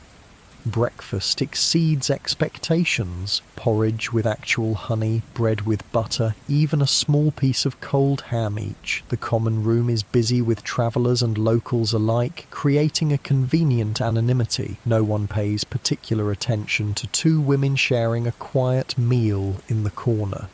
"What do you think Fraser will be like?" you ask Anne between bites. Hard to say. Jack's associates range from nearly respectable merchants to outright criminals. Fraser could be either or somewhere in between. You're about to respond when the inn's door opens and a tall man enters, pausing to survey the room with the air of someone searching for specific faces. He's perhaps 50, with the weathered complexion of someone who spends time outdoors, but the clothes of a businessman rather than a labourer. His eyes find you and Anne in your corner, and after a moment's assessment, he approaches. "Mrs. Miller? Miss Bowman?" he inquires in a voice with the faintest trace of Scottish accent. "William Fraser, Jack's associate. May I join you?" You gesture to the empty chair at your table, studying him as he sits. He doesn't match any of the mental images you'd formed. Neither the rough smuggler nor the oily merchant you'd half expected. Instead, he has the straightforward manner of someone accustomed to direct dealings.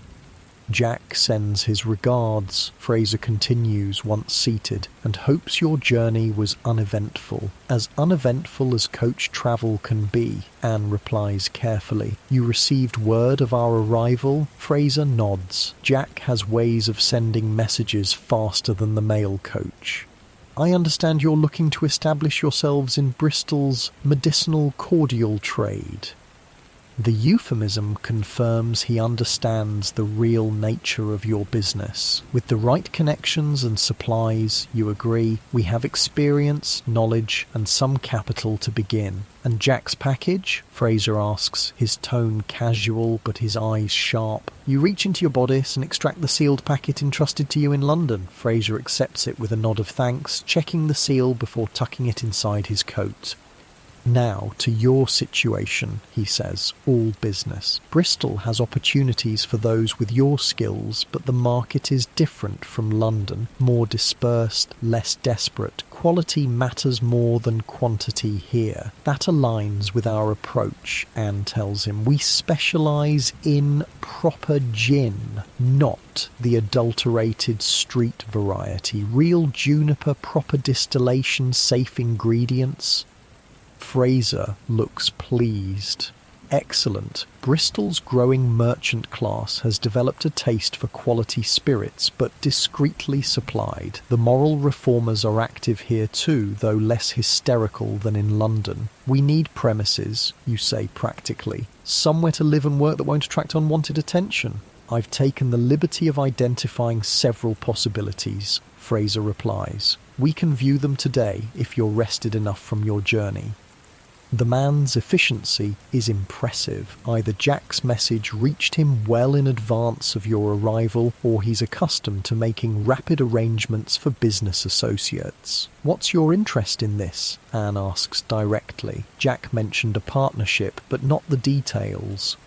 Fraser smiles slightly, appreciating the straightforward question. I import various goods through Bristol Port, some through official channels, others less so. I need reliable people to receive certain shipments, process them correctly, and distribute them to the right customers.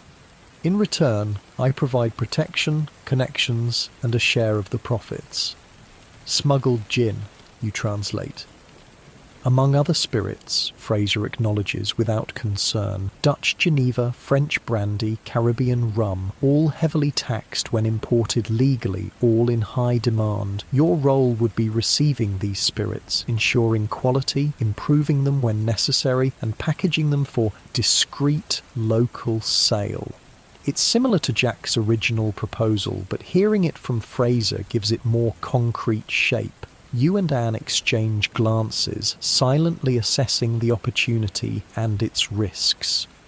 We need to establish our own business as well, Anne says firmly, not just work for you and Jack. Of course, Fraser agrees readily. In fact, a legitimate business provides excellent cover for our other arrangements. A small distillery producing medicinal cordials for ladies would be perfect, respectable on the surface, profitable on its own, and an ideal front for our more lucrative imports. The plan makes sense, combining your gin-making skills with Fraser's smuggling operation in a way that offers more security than your London business ever had. The risks still exist. Smuggling carries heavy penalties, but they seem more manageable in this new context. When can we see these premises you mentioned, you ask, making your decision? Fraser stands immediately. No time like the present. I have a carriage waiting. The next few hours pass in a whirlwind of activity. Fraser's carriage takes you to several properties around Bristol, each with different advantages and drawbacks. The first is too close to the harbour, too visible to customs officers. The second is too far from your potential customers. The third is promising, a small house with an attached workshop in an area inhabited by respectable artisans and minor merchants.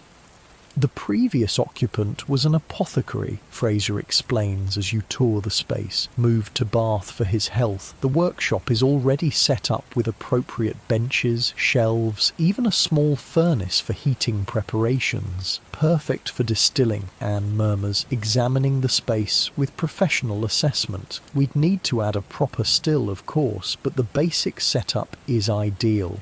And living quarters, you ask? Practical as always.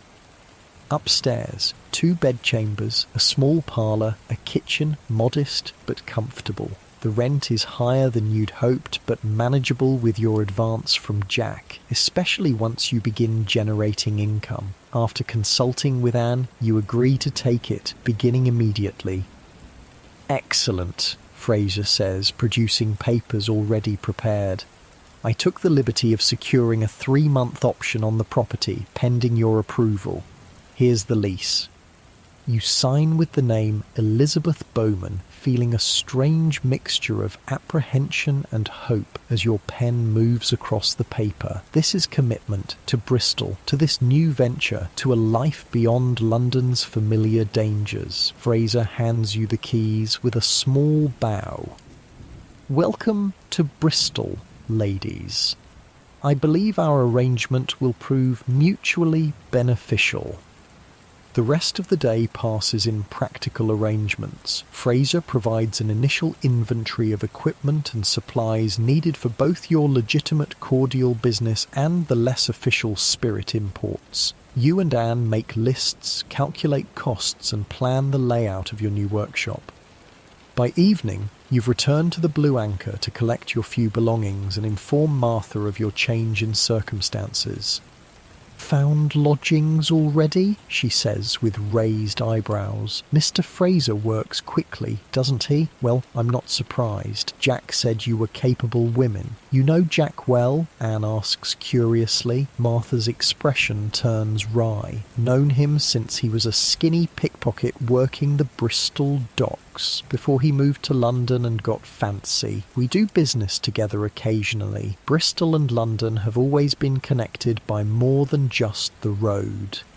This casual revelation of Jack's Bristol origins surprises you. He's always seemed so quintessentially London, with his flashy clothes and cocky manner. The idea that he began in Bristol, perhaps not so different from the street children you passed daily in St. Giles, adds unexpected dimension to his character. "Will you be working with Mr. Fraser then?" Martha asks, her tone casual but her eyes shrewd. "We'll have our own business," you reply carefully. "But yes, with some connection to Mr. Fraser's imports." Martha nods, asking no further questions, but conveying understanding nonetheless. In port cities like Bristol, the line between legitimate trade and smuggling is often thin, and many respectable businesses have one foot on either side. "If you need anything, you know where to find me," she says simply. Bristol takes care of its own once you're established, not like London, where everyone's ready to inform on their neighbour for a few shillings. Her words are heartening, a suggestion that Bristol might indeed offer the fresh start you're seeking, with a community less fractured by desperation than London's. You spend one more night at the Blue Anchor, both of you too exhausted by the day's events to move immediately to your new lodgings. Tomorrow will be soon enough to begin setting up your business and home. In the quiet of evening, with Bristol's harbour sounds filtering through the window, you and Anne allow yourselves to acknowledge what you've accomplished, escaping London's immediate dangers, travelling to a new city, securing lodgings and business prospects within a day of arrival.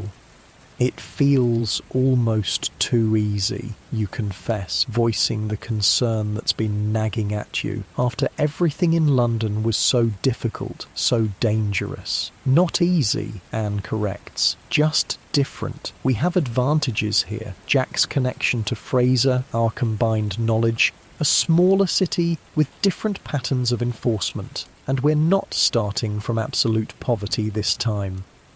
She's right, of course. Your situation in Bristol isn't miraculous. It's the result of specific circumstances, connections, and the capital you managed to bring with you. But after years of struggling merely to survive in London, even these modest advantages feel significant. "Do you think we can make it work?" you ask, allowing your uncertainty to show. "The legitimate business and Fraser's smuggling?" Anne considers the question seriously. "I think so, yes. We've learned from London how to be discreet, how to manage quality, how to find and keep the right customers, and Bristol seems less desperate than London, less gin-soaked, if that makes sense." It does make sense. Even in your brief exposure to Bristol, you've noticed the difference. There are gin shops here, certainly, and no doubt areas where poverty drives people to seek oblivion in cheap spirits. But the city doesn't feel saturated with gin the way London does, where every street corner seems to offer penny glasses of forgetfulness. "We'll need to learn Bristol's patterns," you muse. Who drinks what, where, when, which authorities can be trusted, which avoided, who might inform on us, who might become allies. "Just like we did in London," Anne agrees, "but with a fresh slate. No one knows us here. We're just two sisters starting a small cordial business."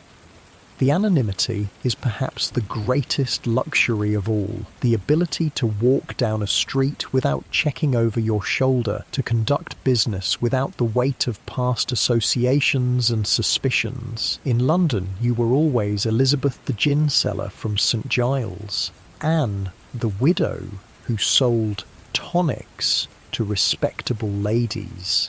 Here, you can define yourselves anew. As night deepens and Bristol quiets, you find yourself listening to the unfamiliar sounds of this new city, the creak of ships' timbers in the harbour, the different rhythm of voices in the street below, the absence of London's constant background roar, different but not unwelcoming. "Whatever happens," Anne says softly from her bed, already half asleep, "we're not in London anymore. That's something to be grateful for." Indeed it is. As sleep claims you, your dreams are not of London's dangers, but of Bristol's possibilities. A small shop with bottles of properly made gin disguised as ladies' cordials, a living earned through skill rather than desperate measures, perhaps even some measure of security in this new place. Morning comes with renewed energy and purpose. After a substantial breakfast at the Blue Anchor, you and Anne bid farewell to Martha and make your way to your new lodgings. The house looks different in morning light, more real, more full of potential. "Home," Anne says simply as you unlock the door. The space is dusty from disuse but fundamentally sound. The workshop will need the most modification to serve your purposes, but the living quarters are immediately habitable with some cleaning. You spend the morning taking inventory of what exists and what you'll need to acquire, making lists and plans with the practical focus of women accustomed to building something from nothing. Mid-afternoon brings a knock at the door. Fraser, accompanied by a cart and two sturdy men carrying crates. "Housewarming gifts," he announces with a small smile, "some essentials to get you started."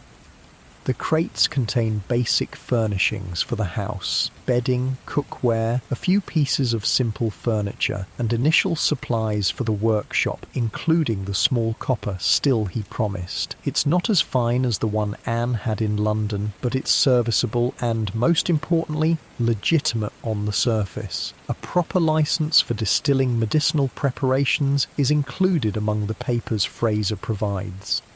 Everything in order, he assures you. Purchased from a retiring cordial maker in Bath, you are now officially in the business of producing ladies' tonics and healthful spirits. The legitimacy feels strange after years of working in London's shadows. Even Anne's tonic business there existed in a grey area, unlicensed and vulnerable. Here you have official permission for at least the surface level of your trade. "And the other business?" you ask quietly once the workmen have departed. "The first shipment arrives in 3 days, Fraser informs you. Dutch Geneva of excellent quality, though it will benefit from your expertise to make it truly superior. 10 cases initially, with more to follow if all goes well. The scale is larger than you anticipated. 10 cases would have been a fortune's worth in London, where you dealt in bottles and glasses rather than bulk shipments. But Fraser operates at a different level, with connections to ships' captains and international suppliers, rather than local distillers. How is it delivered? Anne asks, always focused on practical details. My men will bring it after dark through the alley entrance to your workshop. They're experienced and discreet. Your job is to check quality, rebottle if necessary, and prepare it for distribution to my regular customers. I'll provide the list and arrangements. It all sounds well organised, professional in a way your London operations never quite achieved. Fraser clearly runs a tight operation, with each person playing a specific role in a larger system. As Fraser takes his leave, promising to return the next day with additional supplies, you and Anne survey your new domain with a mixture of apprehension and excitement. The workshop, once cleaned and arranged, will serve both your legitimate cordial business and Fraser's smuggling operation. The house above offers more space and comfort than either of you has enjoyed in years. "It's really happening," you say, half to yourself. "We're starting over." Anne nods, her expression thoughtful. Not just surviving anymore, building something. That distinction feels important. The shift from day-to-day existence to longer-term planning, from reaction to intention. For so long, both your lives have been shaped by immediate necessities and dangers. Now perhaps you can begin to shape them yourselves. The rest of the day passes in cleaning and organising, transforming the dusty rooms into a functional home and workspace. By evening, exhausted but satisfied, you sit at your own table in your own kitchen, sharing a simple meal purchased from a nearby cook shop. "To Bristol," Anne proposes, raising her cup of cider. "And new beginnings." "To Bristol," you echo, touching your cup to hers. "And gin without constables." The cider is sweet and strong, nothing like London's watered-down offerings. Like everything in Bristol so far, it suggests possibilities beyond what you've known before. A life where quality might matter more than mere survival, where gin might be craft rather than just commerce. As night settles over your new city, you find yourself wondering what London is doing without you. The gin shops will still be open, the constables still making their raids, the moral reformers still giving their speeches. The great machine of the capital grinds on, indifferent to the absence of 2 more gin sellers among its thousands. But here in Bristol, in this small house with its attached workshop, something new has begun. Not an escape from gin. That spirit will still shape your lives and livelihoods, but perhaps a more balanced relationship with it. Not abandonment of the past, but a chance to apply its lessons in a different context. The gin craze that gripped London and drove both your fates has followed you to Bristol, but in a form you might be able to master rather than merely survive, and in that possibility lies hope more potent than any spirit. 6 months pass in Bristol with a rhythm entirely different from your London existence. The days blend together not in desperate sameness but in steady progress, each one building slightly on the one before. Your workshop has transformed from the dusty space you first entered to a proper distillery, small but well-equipped, with Anne's copper still as its centrepiece. The shelves hold neatly labelled jars of botanicals, real juniper berries, not turpentine, coriander seeds, and angelica root, dried citrus peel, and various herbs. No oil of vitriol or other dangerous adulterants in sight. The business operates on 2 tracks, just as planned. By day, you produce Mrs. Miller's restorative cordials, a range of gin-based preparations packaged in elegant bottles with handwritten labels promising relief for various feminine complaints. By night, you receive Fraser's imported spirits, testing, sometimes redistilling, and packaging them for his network of customers. Both sides of the business have proven profitable beyond your initial expectations. Bristol's respectable ladies have embraced Anne's cordials with enthusiasm, creating a steady stream of legitimate income, and Fraser's smuggling operation provides substantial additional earnings without the constant fear of arrest that characterised your London trade. Another order from Mrs. Pembroke, Anne announces one autumn morning, reading a note delivered by a maid in neat livery. Her usual monthly supply plus extra for her sister visiting from London. You look up from the account book you're maintaining, another new aspect of your more organised business. That's the 3rd extra bottle this month. Word seems to be spreading among the visitors. Good news for business, Anne notes, adding the order to her list. Though I hope not too good. We don't want London-style attention. That's always the balance. Enough success to prosper, but not so much as to attract unwanted scrutiny. So far, you've managed it well. The local authorities seem less concerned with gin than their London counterparts, focusing more on smuggled tea and tobacco than spirits, and your legitimate business provides excellent cover for the other activities. "Fraser's coming tonight?" you ask, returning to the accounts. Anne nods. With the new shipment from Amsterdam, he mentioned bringing a visitor, someone from London he thinks we should meet. A visitor from London sends a brief chill through you, a reflexive caution that never entirely fades despite months of relative security. Did he say who? No, just that it's someone who could expand our business connections. Anne's expression shows she shares your wariness. Fraser knows our situation. I don't think he'd bring anyone who might cause problems. You hope she's right. Fraser has proven reliable so far, his operation professional and secure, but London connections always carry risk, especially given the price that might still be on Anne's head. The day passes in familiar productivity. You prepare a batch of feminine restorative tonic, essentially a well-made gin infused with raspberry leaf and chamomile, bottled and labelled for delivery to your growing list of respectable customers. Anne works on a special order for the wife of a prominent merchant who prefers her cordial stronger than most with additional juniper and less herbal disguise. By evening, the workshop is ready for Fraser's delivery. The legitimate work is cleared away, the still cleaned after the day's production, and space made for the incoming shipment. You've developed an efficient system over the months. Receive, inspect, process when necessary, and prepare for distribution, all without leaving evidence that might compromise either Fraser or yourselves.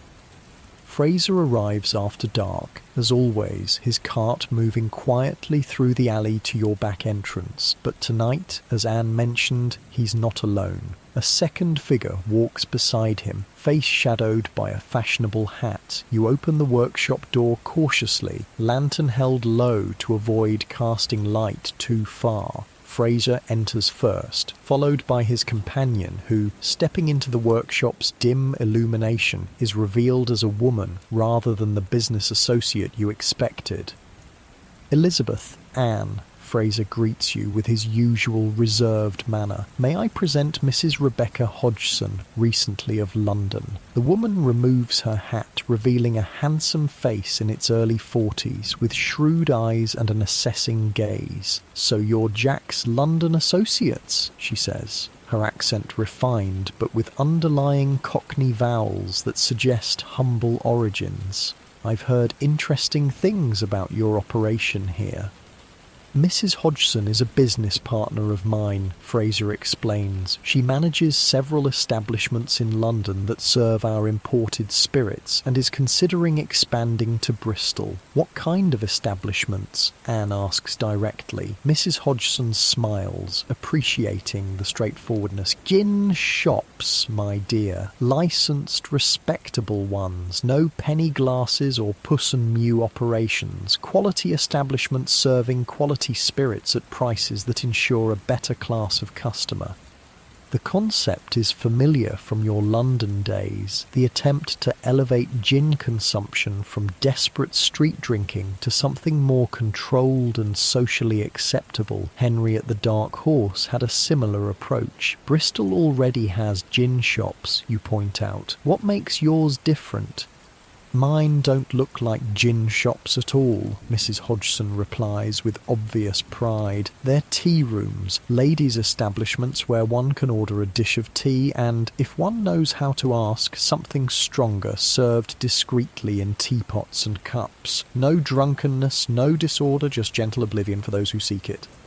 It's a clever approach, capitalising on the social acceptability of tea rooms to provide cover for gin consumption. In class-conscious Georgian society, appearances matter enormously, and Mrs. Hodgson has found a way to make gin respectable by changing its context. "I'm opening my first Bristol establishment next month," she continues, "and I need a reliable source of quality gin. William speaks highly of your product and discretion." Fraser, who rarely shows emotion, looks pleased by this development. Mrs. Hodgson's business aligns perfectly with ours, he explains. Her tea rooms provide an ideal outlet for our spirits, with minimal risk and maximum profit. The prospect is intriguing. A steady, secure customer for your gin, both the properly imported kind and your own distilled product. But something still bothers you. How did you connect with Fraser, you ask Mrs. Hodgson. Through Jack? In a manner of speaking, she replies with a small smile. Jack and I have history. We were childhood friends in Bristol before he moved to London, and I married Mr. Hodgson. This revelation shifts your understanding of the connection. Not just business associates, but people with shared history, shared origins. It explains Fraser's willingness to bring her to your carefully guarded operation. Mr. Hodgson left this world 5 years ago, she continues matter-of-factly. Left me his public house near Covent Garden, which I've since transformed into my first tea room. It's been so successful that I've opened 3 more across London, each more profitable than the last. You've avoided the constables? Anne asks, understandably focused on this aspect given her narrow escape. Mrs. Hodgson's expression turns knowing. The tea room concept provides excellent protection. Respectable women drinking tea is hardly suspicious, and I maintain good relationships with the local authorities. Gifts at Christmas, the occasional free meal, employment for their relatives when possible, makes them disinclined to look too closely at what's in those teapots. It's a more sophisticated approach than anything you attempted in London, where you were always reacting to crackdowns rather than preventing them through strategic relationship building. As you discuss potential business arrangements, Fraser's men unload the shipment. Crates of Dutch Geneva and French brandy, carefully disguised as imports of linen and dried goods. The routine is familiar now, each person knowing their role in the efficient system. Later, after Fraser and Mrs. Hodgson depart with agreements in place for you to supply her new Bristol tea room, you and Anne sit in your small parlour above the workshop, contemplating this new development. It's a good opportunity, Anne says, pouring small glasses of your own gin. Not the rough spirit of London days, but something refined, smooth, made with care and proper ingredients. Steady custom, reduced risk compared to multiple smaller buyers.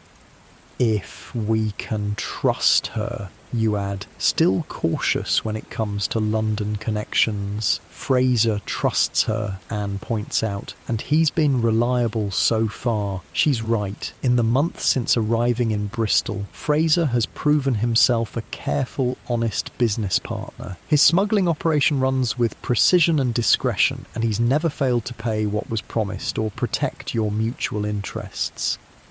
It's strange, you muse, sipping your gin and appreciating its clean juniper flavour. In London, we were always just trying to survive. Here, we're actually building something. Anne nods thoughtfully. I've been thinking about that, about the difference between London's gin trade and what we're doing here. What do you mean? In London, gin is desperation, Anne explains, choosing her words carefully. It's escape, oblivion, momentary relief from unbearable conditions. Here it's something else. Still alcohol, still potentially harmful, but consumed differently, with different purpose. It's an insightful observation. You've noticed it too, the difference between St. Giles's gin-soaked squalor and Bristol's more measured relationship with spirits. People still drink here, sometimes heavily, but there's less of the frantic quality that characterised London's consumption. Mrs. Hodgson's tea room model is part of that, you realise.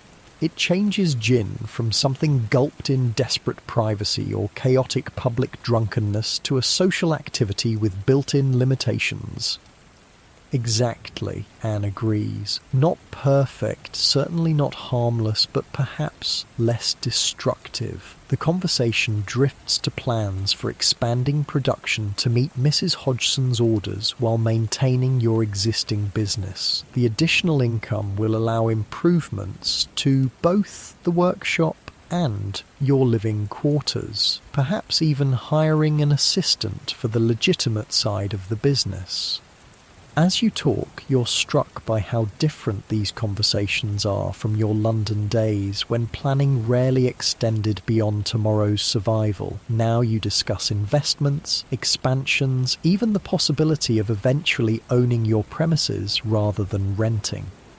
Later, preparing for bed in your small but comfortable chamber, you catch sight of yourself in the looking glass and pause, suddenly aware of how much has changed. Your face has filled out, the perpetual strain softened. Your clothes, while still modest, are of better quality than anything you wore in London. Your hands, once rough and chapped, show the effects of easier living and less desperate work.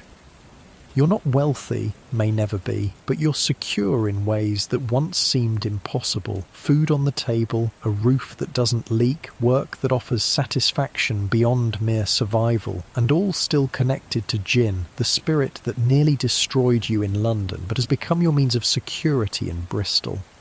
The next morning brings a letter from London, a rare occurrence that immediately puts you on alert. It's addressed to Anne in unfamiliar handwriting, and she opens it with visible apprehension. It's from Mrs. Winthrop, she says with surprise, reading quickly. My former customer. She says... Oh, what is it? You ask, concerned by her expression.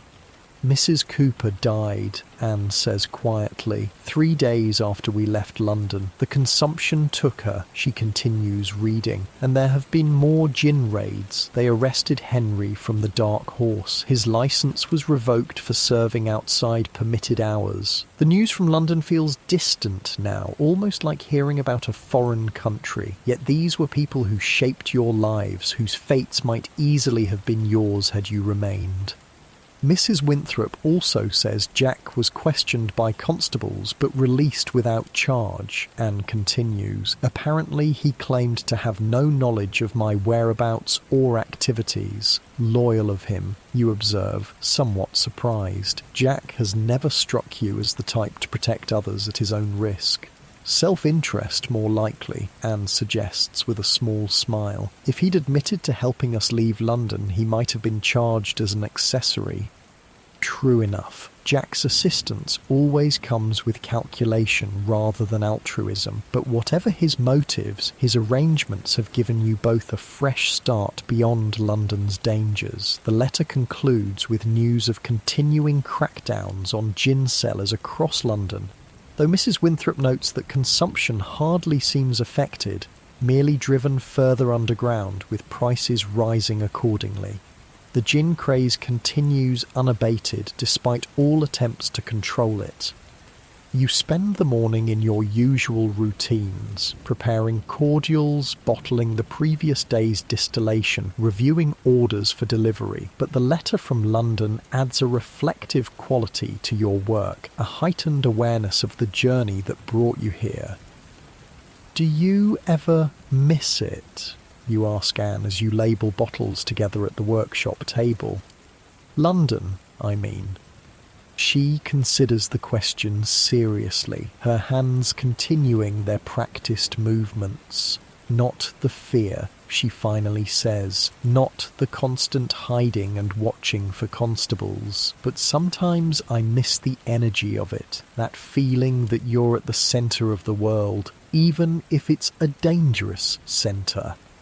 You understand what she means. Bristol has many qualities: beauty, opportunity, relative safety, but it lacks London's intensity, that sense of being where history happens, where everything is larger, faster, more consequential. But I prefer this, Anne adds firmly, building something sustainable rather than just surviving day to day, having some control over our fates rather than being at the mercy of informers and raids. Again, you share her sentiment. The gin trade nearly destroyed you both in London, yet has become your path to security in Bristol. Same spirit, different relationship. That evening, Fraser returns to discuss specific arrangements for supplying Mrs. Hodgson's tea room. The business details are quickly settled: quantities, delivery schedules, payment terms, and the conversation turns to broader matters. "Have you heard about the new Gin Act they're proposing in Parliament?" Fraser asks, accepting a glass of your own distillation with appreciation. "Another one?" Anne asks with weary familiarity. "How many does this make?" "5 major acts since 1729, Fraser replies, each attempting to control what cannot be controlled. The English thirst for gin. "What's different about this one?" you ask, curious despite your distance from London's concerns. "It takes a more moderate approach," Fraser explains. "Rather than prohibition or punitive measures, it aims to improve quality by making licenses more accessible to respectable sellers while increasing penalties for the worst abuses." It sounds like a more rational approach than previous attempts, which oscillated between overly harsh restrictions and ineffective leniency. Perhaps the authorities are finally recognising that gin is too deeply embedded in English life to be simply legislated away. "Will it affect us here?" Anne asks practically. Fraser shakes his head. "Minimally. Our legitimate business is already licensed and compliant, and the smuggling side operates outside legislation regardless." The conversation continues, touching on business prospects, local developments, and occasional news from London. It's comfortable, this new life you've built, still connected to gin, but no longer defined by desperation. Later, in the quiet of evening, with Bristol's harbour sounds drifting through the window, you reflect on the strange path that brought you here, from St Giles gin cellar to respectable Bristol distiller and smuggler's associate, from widow struggling for daily survival to businesswoman with prospects and plans.